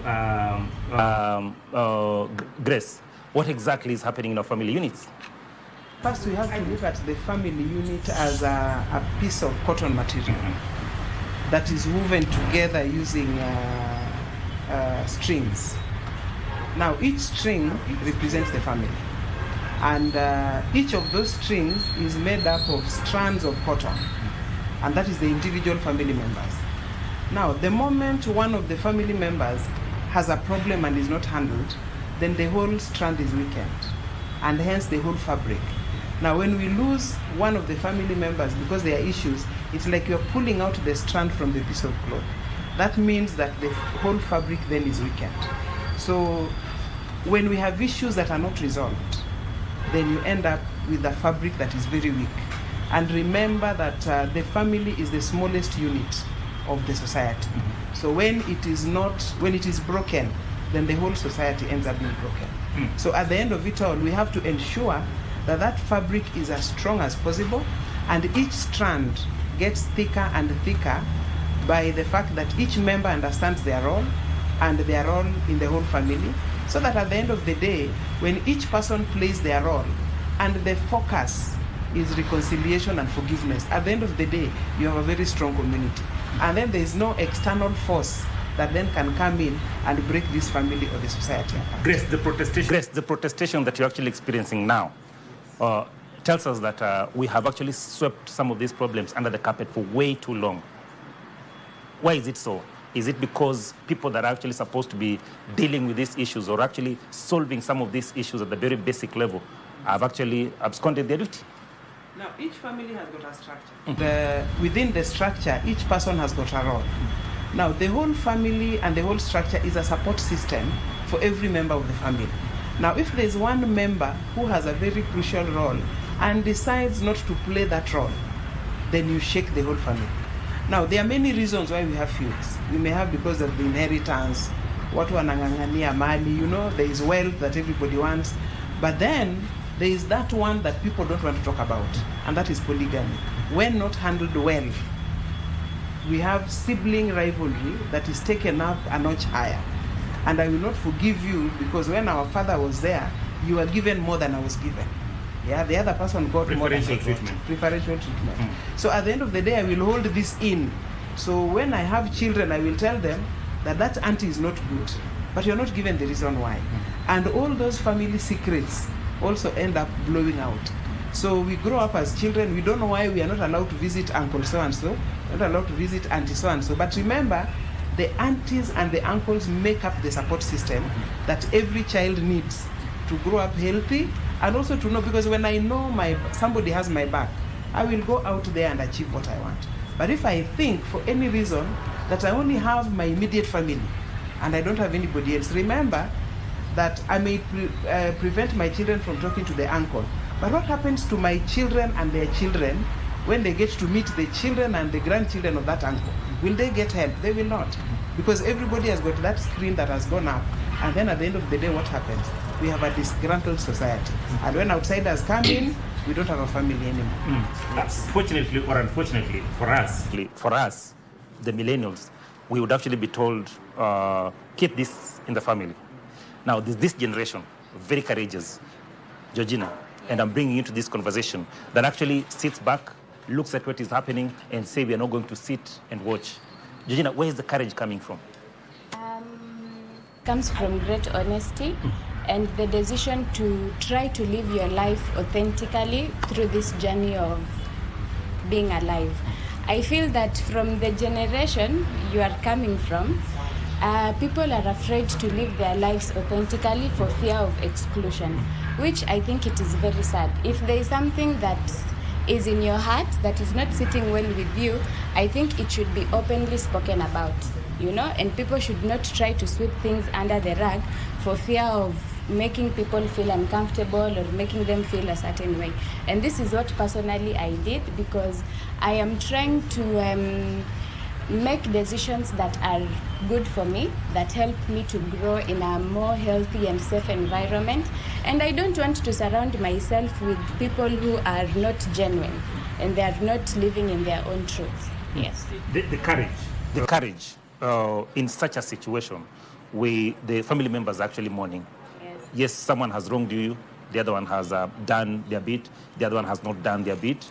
But the courage to actually come out, and you're not the only one, because I just saw the other young girl again the other day on social media, actually coming out and calling out on cousins, just to ensure that funerals are not the only meeting points. Where is the courage coming from, and why the choice of funerals?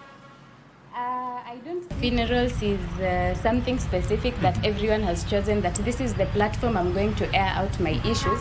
But I think it is like one of those moments that you are able to find all families together. And where the courage comes from, I think it is different for you, the same as it is for me. I did not prepare to have the speech before it happened. I think as things went on, everything sort of happened, and I stood out and made the speech, you know.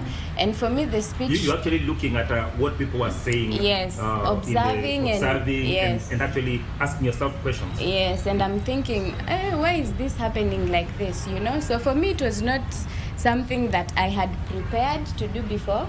It sort of just happened in the moment. And my speech was a call to action, and how this call has been met online and with my families has been something very interesting to see. Yes. Hey, Georgina, when you stood up and spoke about it, of course, immediately there was a reaction. Subsequently, there's also been a reaction. People actually reaching out to talk to you over the issue, and family members also reaching out to you and asking so many questions. How has it been? It has been a bit overwhelming, but it has also been very beautiful. I think Kenyans, we love each other, and I have received so much love and support from Kenyans. So many people have sent me messages talking about the same experiences that they've had. So it's also nice that I was able to resonate with someone else who is out there. Yes. Grace, the problems that she's actually brought up is actually universal. Universal in the sense that you are in a family gathering, you sent out an SOS message saying that I'm in problem, and no one will come to your rescue. However, once you die, unfortunately, right, and the time of actually raising resources to inter you, someone will come up and say, I am in a position to actually take care of the hearse. And the hearse, they're going for the most expensive services, right? The casket, the most expensive services, right? But while you are actually looking for this, all this support, while still alive, no one is actually coming to the fore. Is it the way we've been cultured, or is it the new culture where people are actually competing even at the family level, where they want to be seen as people who have actually given more in terms of grief, Go back to the example I gave of the fabric. Now, the example that Georgina is giving is a situation where during the funeral, the fabric, tore. Reason being that already there was a gap somewhere, all right? As much as on the outside as they were planning for the funeral and all that, people looked like they were together, but there was an expectation that was not met, right? And probably from Georgina, she expected some honesty from the others. That, okay, we were not there before, but now we are here. Some sort of apology. But as you and I know that our grown-ups don't apologize. And they don't. They're always right. Yeah, yes. They will find ways of saying that I have not done the right thing, either by bringing themselves and doing what you thought they would not do, but they will not apologize. While we expect the young people to apologize when they make a mistake. So the expectation of the young is that we should also be apologizing. Yeah, so if I was not there, maybe I can explain why I was not there. But if I just come in and assume that I will be received by, my nephews and nieces as if nothing happened, then it is wrong. But let us also go back. Parenting is not a science where you have formulas that you follow. Parenting is an art. And tell me of any artist that when they are painting, they are referring to a manual. It comes from the heart, all right? So parenting is also more like intuition and tradition. And let me talk about the tradition part of it. For me, the way I was brought up, every August we would go home, and it was mandatory. All my uncles and my aunties would take leave during August and bring all the children together. And my grandmother had a responsibility of talking to the girls. And my grandfather would talk to the boys when they were still alive. God rest their souls. But with the time, we developed some sort of a small bond. But again, as we grew up, we were also Gen Zs at one time also, by the way.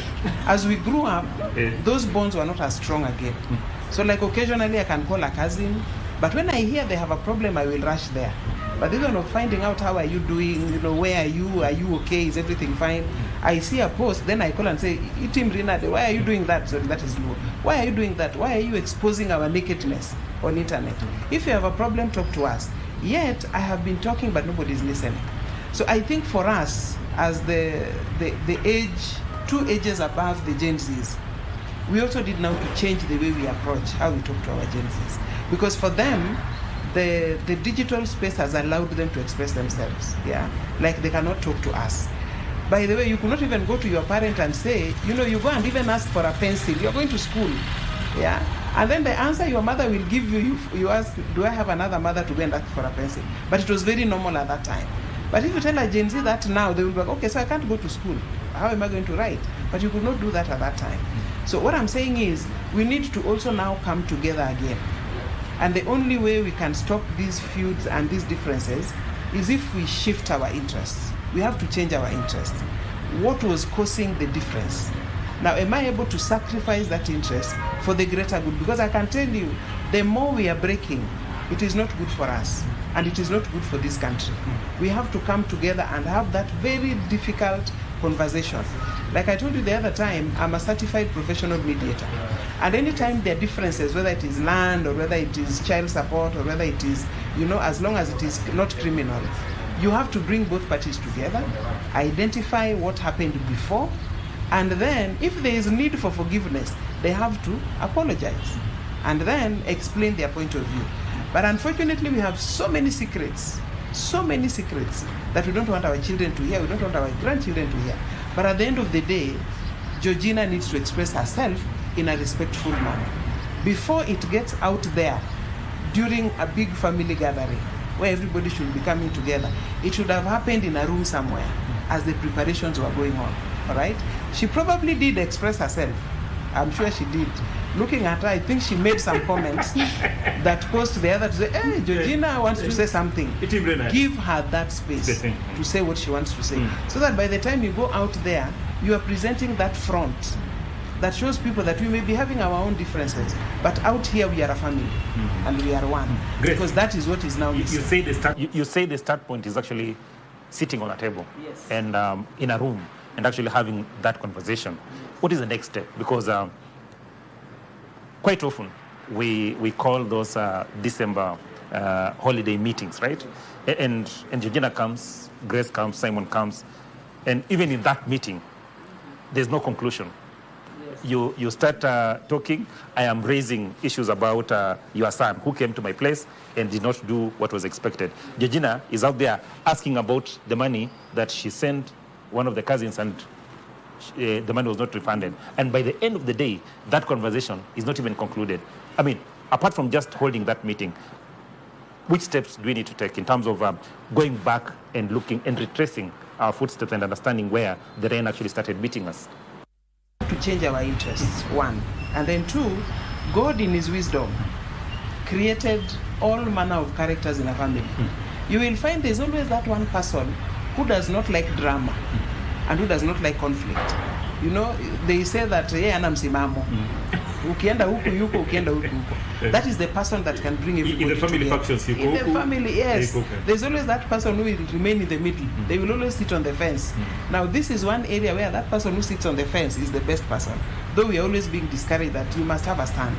But we need to identify that person in the family, or we seek external help. Somebody who has no interest whatsoever in the field, or who has no interest in that difference. Then hear both sides. And usually when you are carrying out the mediation process, you bring both parties together, you hear each side, and then you separate them. Then I talk to you alone. Then I ask you, what would be your worst scenario? That if we get to that point, you'll not agree. But what is your best? Which one is that decision that if it is made, you'll be okay with it? Then again, I go to this person and I talk to them. Then I again bring them together, all right? By that time, I have talked to you, have come down to your best scenario, the other one also. So you have lowered your interest. You have lowered your expectation. Then when you are sitting together, then you'll find that actually you need each other as a family. And at the end of the day, mtaongea na mtakubaliana. So I think at the end of the day, what we need is for the family to have that conversation that nobody wants to have. And let the drama happen. And usually we say that we lock each other in a room, and then you come out of there when you have talked. Mpigane, mfanye nini, but you have to talk. Yes. Fantastic, Grace. Fantastic, Grace. I'm just being told that we need to go to KICC, of course, because of the ongoing COMESA summit. A colleague of mine wants to give us a small update before we come back again after 5 minutes. But when we'll be coming back, Georgina, we'll be talking about some of the solutions Gen Z is actually putting on the table, because you are actually coming out and speaking. So we need to know, because from Grace, it's a long process, but Gen Z want things done right now, right? So I take it back to broadcasting to KICC. Of course, my colleague, take it away, so then you tell us what is actually happening at the KICC.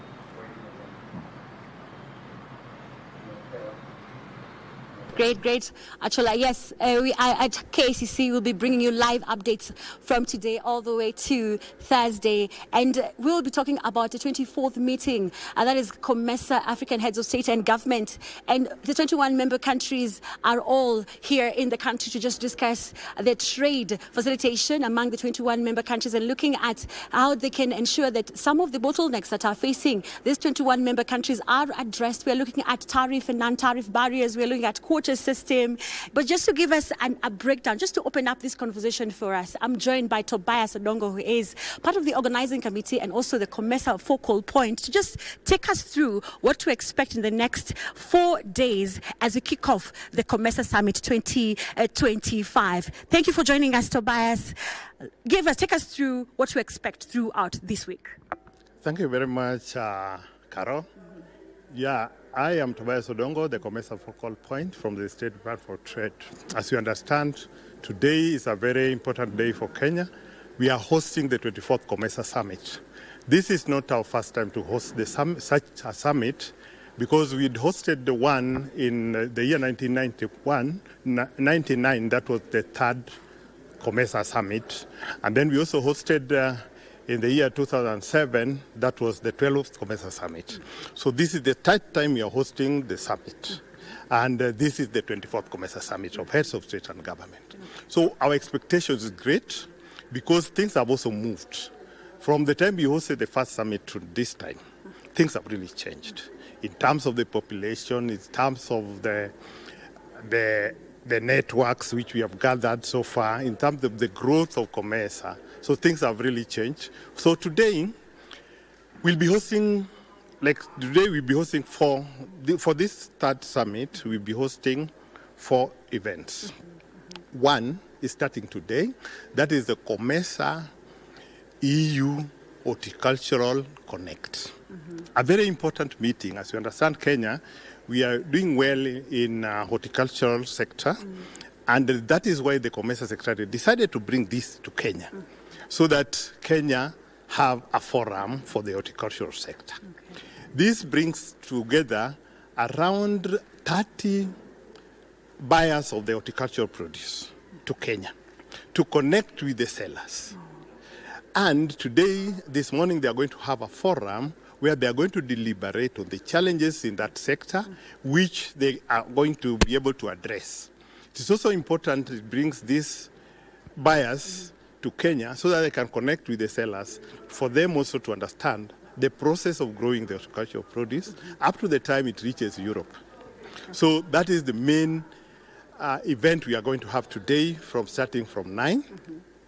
And they'll also be having the visits to the farms, horticultural farms, to go and understand and see for themselves what is happening. So these are SMEs, women-led organizations. Yeah, women-led organizations, SMEs, and all those are in that sector.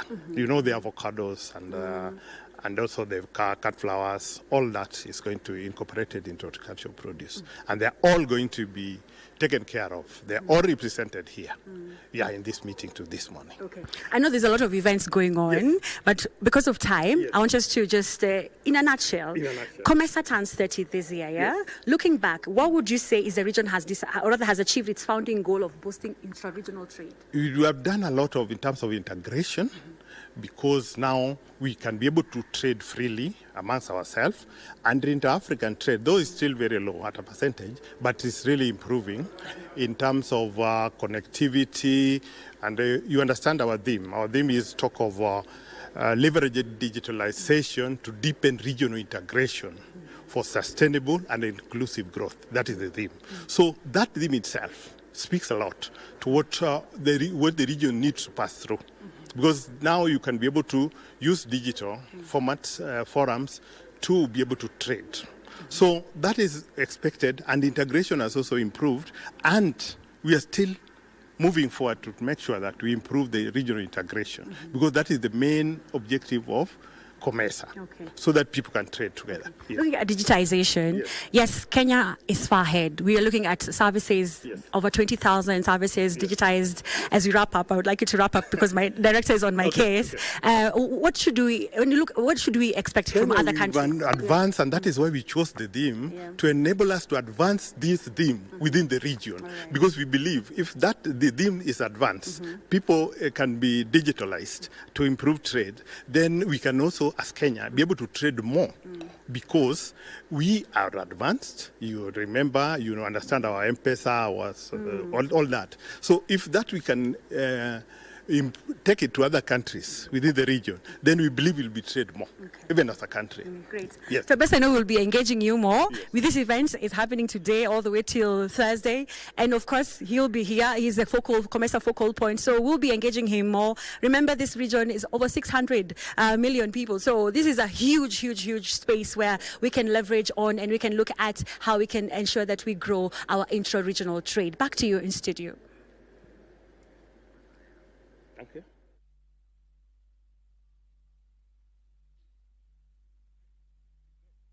Wairimu Zenga, of course, thank you, Wairimu Zenga. Of course, those are updates from KICC, and we will continue to get those updates and, of course, live coverage from the ongoing COMESA Summit at the KICC. Of course, we come back to our conversation here, and I want to bring in Georgina. Georgina, of course, off-air, she was actually telling me that the issue of actually forging a united front in the family that is actually not the reality in the family is what she does not like. Georgina, so how do you go for that a united, peaceful front in the family, yet in the background there are so many things that are actually happening? Compare it to politics in Kenya. A few years ago, there was Afri-Cities happening here in Kisumu, yes. And during Afri-Cities, so many visitors and investors, they were coming to Kisumu, you know. And what I noticed is that the county tried to make the county look presentable.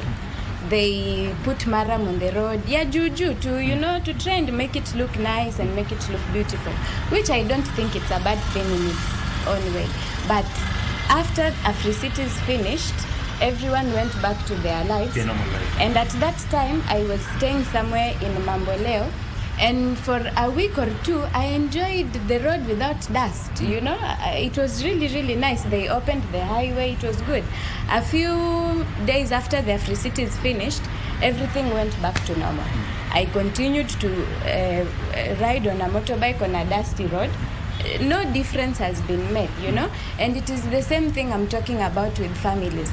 Don't just deal with the situation at hand before you reach that point of trying to put up a front.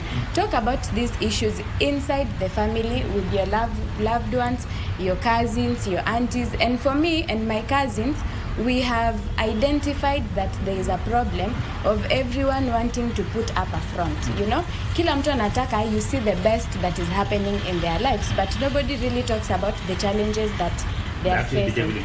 Yes, and for me and my cousins, I hope they are watching, we are actually trying to talk about these things and confront them head on.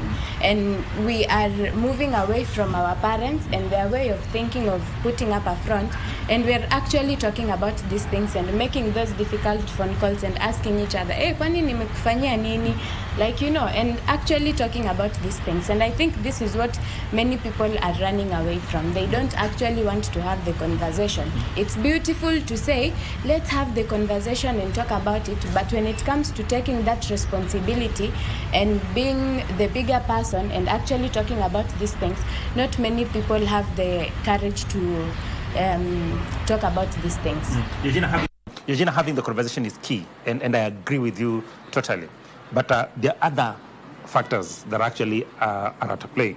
One, I come from a family, and yes, I'm having a conversation with you, but my parents still have a rivalry against your family. How do you navigate through this to ensure that ultimately, even as we speak, it is not just between us, that also our parents can actually sit on the table and resolve whatever underlying issues that are actually facing these families? Thing that goes, you cannot teach old dogs new tricks, you know? And because you cannot teach old dogs new tricks, personally, I do not want to get involved with the relationship with my aunties or uncles or other family members or reasons why they do not get along. What I can do about the situation is make the most of the present and the now and my cousins that I have with me in the now, so that we make sure that our children in the future do not fall into the same pattern. So of course I have my cousins that our moms have not gotten along in the past, but for us this has nothing to do with us, you know, and we are constantly telling each other, look, whatever is going on with your mom and my mom is none of my business. I see you as you are, and my relationship with you has nothing to do with the family. So it means that cycle must come to an end. Yes, it must come to an end, because we want to pass down beautiful memories, you know, that helps us get grounded as children and not the things of the past. Clearly, Grace, we are sitting on quicksand, and Gen Zs are actually talking and saying that this is not the way things are supposed to be done. They don't want to get involved in our differences. However, they want a solution. What does it imply? I still go back to my earlier summation that... old tricks. You still go back to the old tricks? No. My earlier summation. You know, at times you have to learn from experience. And then you have to identify what worked and what did not work. Now, what we must appreciate is that a family is composed of very unique characters. Very unique characters. You know, when you go back 10 generations, somebody decides to pick a genetic makeup 10 generations ago. Another one has another genetic makeup of 2 generations ago. And remember that in marriage, you cannot marry your relative. So you have to get somebody from somewhere whose background you don't know, whose experiences you don't know, then they're all in this family unit. A small example. If at all you're like 5 girls in a family, and each of you gets married somewhere, all right? Now, when you come back together, all right, you know each other, there's something common. You grew up together. But here is a case where you are a woman and then you go and get married in another family. You are taking your baggage to that family, generations back, all right? Now, in case there is a small difference, maybe you disagree over a cup. And by the way, these feuds come from very stupid differences, maybe over a cup. And then I will feel that because your husband bought the cup and mine did not buy, or mine is not economically, well off, then now you don't allow me even to use the cup, all right? Now I will pick that and it will build inside and it will simmer. You see, I will not tell somebody that, it is because of a cup. I'll say, alinionyesha madharau. Yeah, there was an element of disrespect. While actually that is not the case. But because of that inferiority complex that this person is already feeling, and then that small act, then I'm going to say, so you are disrespecting me because your husband is a what, and then he's the one who bought the cups. While that person had no intention of doing that. What they needed is that cup maybe to give somebody because you're having a family meeting or whatever. So this person will go with this thing and you will simmer inside and it will build. And then you'll keep telling your children that auntie so-and-so is bad, don't even eat in that house. And then you start. But they will not tell you the truth that actually it was a cup. So as our children grow up, they are picking that difference. And then at the end of the day, when they now talk about it, they say, auntie usiende huyo ni mchawi. We don't even eat there. Yeah. So as it builds, and then now the other person starts wondering, what did I do? Now, when all this is happening, my first question is, where is the head of this house? Because in every institution, there must be a leader. Where is the head of this house to identify that there's a small difference that is building and then bring these people together? Because when you leave it to continue, it will build until it will become the giant that you cannot contain. But at the end of the day, it is never too late as family. People have to sit down, people have to be honest. Now, this person who picked a small issue, you bring them together to sit. She will not admit that it was because of a cab. She will build something else. There will be drama, and at the end of the day, she will make sure people don't talk. Because she knows deep down inside that it is my weakness that is causing this, but I don't want to stop because it has gone too far. Then at the end of the day, if you do not have a strong head of that family, and the head, I don't mean a man, no. It is a head, it can be a woman, it can be a man. But it is the head who is a leader, who will bring them together and riot act. You go this way, you go this way, apologize, let us be together, bring the children together. Now, that again brings me back to the next point. Who is the head of your family? Yeah, exactly. And I want to ride on that on that discussion. Head of the family. That's a dicey topic, and I will tell you why. Because in the current setup, when you have money, you have a say in that family, regardless of where you lie in terms of in the family, right? When you don't have money, you don't have a say, regardless of whether you are a firstborn or the lastborn, right? How then do we ensure that we change the tide in a way that a head is supposed to be a head? And then two, also, when you have money in the family, you're doomed. When you don't have money, you're still doomed. Because they'll say he's doing whatever he's doing because he has money. And people who don't have money, when they raise issues in the family, they still not be listened to. When you have money and you cannot help in the family because you are actually focusing on bringing up your children well, amekataa kutusaidia na ako na pesa. The entitlement. While these brothers are making money, who is the head of that family? Because it is the head who will actually ensure that there's a level playing field. That it doesn't matter if you have money, you still have to listen to so and so. Because maybe he's older than you, because there has to be that succession part of it. That at the moment I'm the grandfather, I'm the head. But when I am gone, all my sons have gone to their homes. So how am I training them to ensure that they will also take over from? Because this is not something you are taught. Remember I said parenting is intuition and tradition. Yeah. So at the end of it all is who is the head at that time. Yeah. I know families where there are those who do not have and they are at home, but they are older than those who have money. When people sit around a table, you will only speak when the head who has no money has given you time to speak. And the respect is there. Why? Because the person who was the head before created that environment.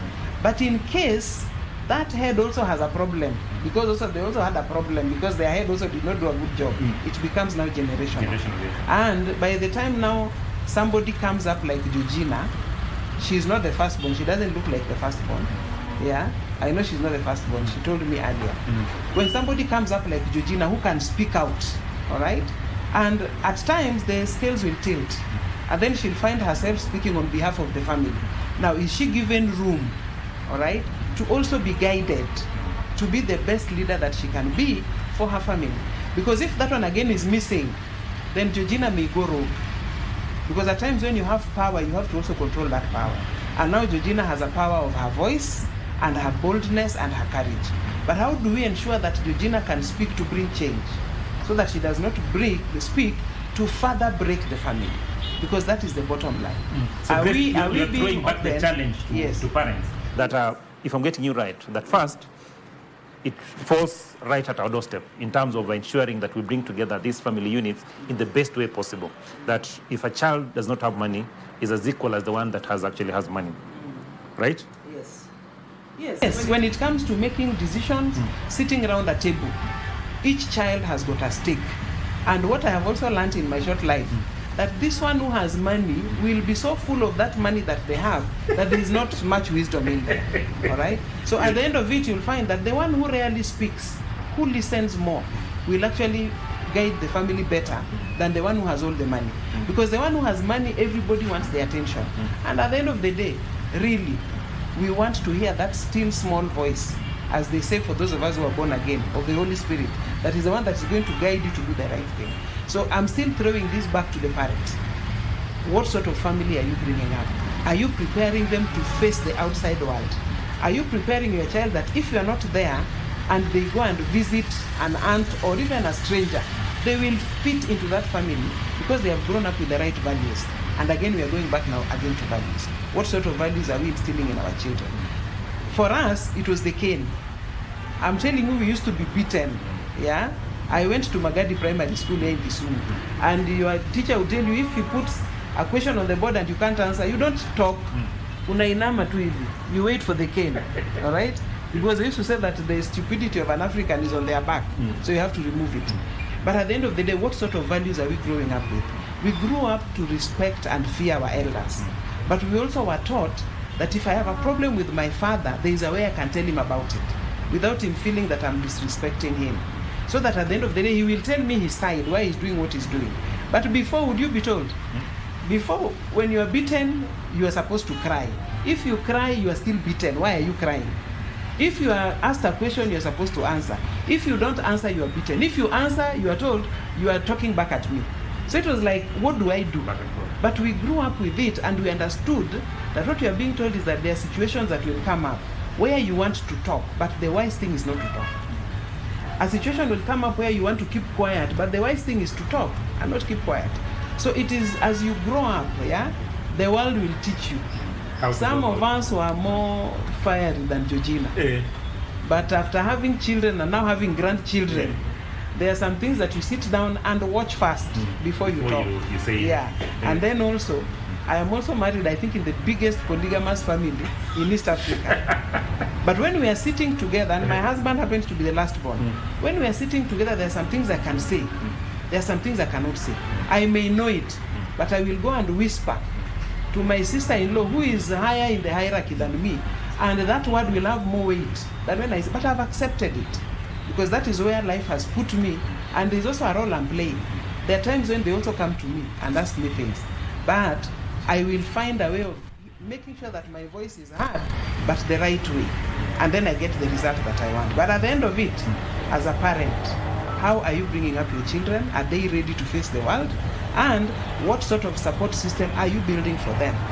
Yes. Fantastic. Gina, she's talked about the family unit, right? Yes. The common talk about amongst Gen Zs nowadays is that you don't have an opportunity to choose family.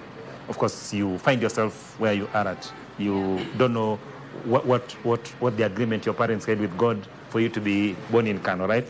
But what you can choose is your friends. Yes. And friends, you say, are actually making a very good support system, not just when you want to go out for entertainment, but also just even at home in terms of guiding and everything. But also when you have bad friends, it can also influence on how you deal with families. Just to add on what she has said, I think there is something that most people, they are overlooking. They are overlooking the fact that once upon a time you were young, yes? You were also once upon a time young. And if you... Young at heart. Yes. And if you stood up and spoke in front of people, they would assume that, wewe ni mtoto. Like, you know, things, vitu... People find a way to say things. They say things in a particular way, you know. But something that we are all forgetting is that as we get older, me and those coming behind me, as we get older, macho yetu inafunguka. Our eyes open. You can actually see things. Yes, we can actually see things. We can differentiate. We know this is bad. We know this is good. You know, and this is something that I think our parents are overlooking. You know, they're assuming that we are still young, you don't understand what is happening or how things are happening. But for us, we see, like we know, right now we can tell the difference, you know, of what is good and what is bad. You know? And as we say, some of the issues that are actually bringing or pulling apart these families are very trivial. Yes. Alininyima nikikuwa mtoto mdogo. And forever that is instilled in children for generations, right? For decades, right? That huyo mtu ni mbaya, alininyima kikombe. Na ukikuwa mkubwa, uninunulie vikombe mingi sana. So then naona nimenunua pia vikombe. Eh? Well, Grace, that happens quite often. No, that happens because, like, I remember there was a case that we were handling during mediation, and when you wanted to find out why did this couple separate, yeah, you know, these small things of the toothpaste, you know, pressing from the bottom or from the top, or putting the toilet seat down, or, you know, putting it up, And when I remove my clothes, I throw socks everywhere, you know, because that is the way this person grew up, yeah. But then the lady was like, I can't put up with that anymore. And it was really irritating for her. Why? Because as a child, she used to be beaten for removing her socks and then maybe putting them, unless she puts it in the laundry basket, she'll get a thorough beating. So it was instilled in her that it is wrong. So she's also wondering why this man was not taught the same, so that then the space can be neat. So there are those small things that really affect us. But at the end of the day, what I'm still saying is this: we have to have tolerance. We are different. That is the truth. You walk into an office, you find somebody with a certain character that you have no idea where they came from, but you have to identify what is good in them, focus on that, and also meet your own objectives. Because at the end of the day, like I said, it is interest. So if I realize that the current interest is not auguring well with the other, let me change it and look for something that is common between us. And the same is for family. I get married in that home, or even if I'm not married in that home, somebody comes into our family. People adopt children. Somebody has been adopted into our family. Sibling rivalry, by the way, will start. That what used to split into two, now we are splitting into three. One of the children is not happy, but she'll not say. But she'll hold it, or he'll hold even it. My brother that I used to talk to and actually get assistance from, ameleta bibi. And now huyo bibi hataki mimi ni. Or I asked my brother-in-law for a lift, we were going the same direction and he refused. You don't know why he refused. Lazima ni huyo mtu ameleta kwa hivyo. Huyo bibi ndiye amekataa nisipande hiyo gari. To say something.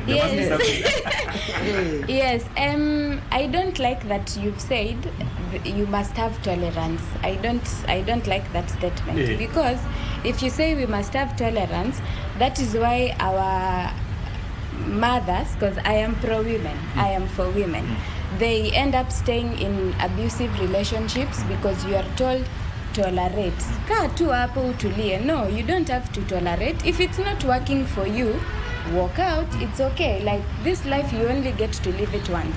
I don't have to simply tolerate you because we are family. I can still love you and we can both agree to disagree. I don't have to stay in your presence and tolerate you. And we also don't have to be at we are close, we are family. We can be but if we disagree, it must not be the reason as to why our generations must never talk again. Yes, exactly. About tolerance is between brother and sister, between cousins. Even people whom you are forced to live with each other. Even if you are forced, even a husband and a wife can be living together and they reach a point where they feel they are not in love with each other. Why do I have to tolerate a man who is drunk, abusive, is not taking care of his family? Why do I have to tolerate a brother or a cousin who is constantly disrespectful towards me? You don't Georgina, have to you've tolerate. taken tolerance to the extreme level. Yes. What I meant is somebody who removes their socks. And instead of putting it in the laundry basket, they put it inside their shoes. But the smaller things reflect on the bigger I things. agree with that, because we start with those small issues, right? He comes home, throws the socks all over the place. You pick after him, right? She comes home drunk, and you say it is fine because we are in a new generation, and she's saying that is not fine, right? But progressively, that boils into something else. And she says that that tolerance must not be accepted. Yes. You don't accept. If good tolerance is okay, if you're saying good, I tell you good tolerance for me. Yes. Working hard. If you're working towards something, you're studying, it is difficult for you. This is good tolerance because you see light at the end of the tunnel. Yes. But if it is that tolerance that at the end of the day, it diminishes you as a person. It makes you have negative feelings towards people around you. Release yourself, you don't have to tolerate negativity. And because I liked that she said, what set of values are families trying to bring forward? Every individual, including myself in a family, I am old enough to realize the values I want for myself. And if I am sitting here with you and I feel your values are not aligning with mine, I will bid you goodbye. And it is okay. I don't have to tolerate a relationship with We you. move to the next step, Gina, the support system. Yes. And this is something that has actually been lacking. Either because someone has slept on their job in terms of guidance, as Grace says, or we have just decided that we're not going to listen to people because of their status in the community. So, support system, how do we first of all, how important is it, and how do we ensure that this support system is actually now working? Because now we can choose friends, we can seek professional services like from her, and just the online support that you actually receive is also key. Because I saw one of your videos, you are saying that you don't need to give me money, you don't need to want to marry me.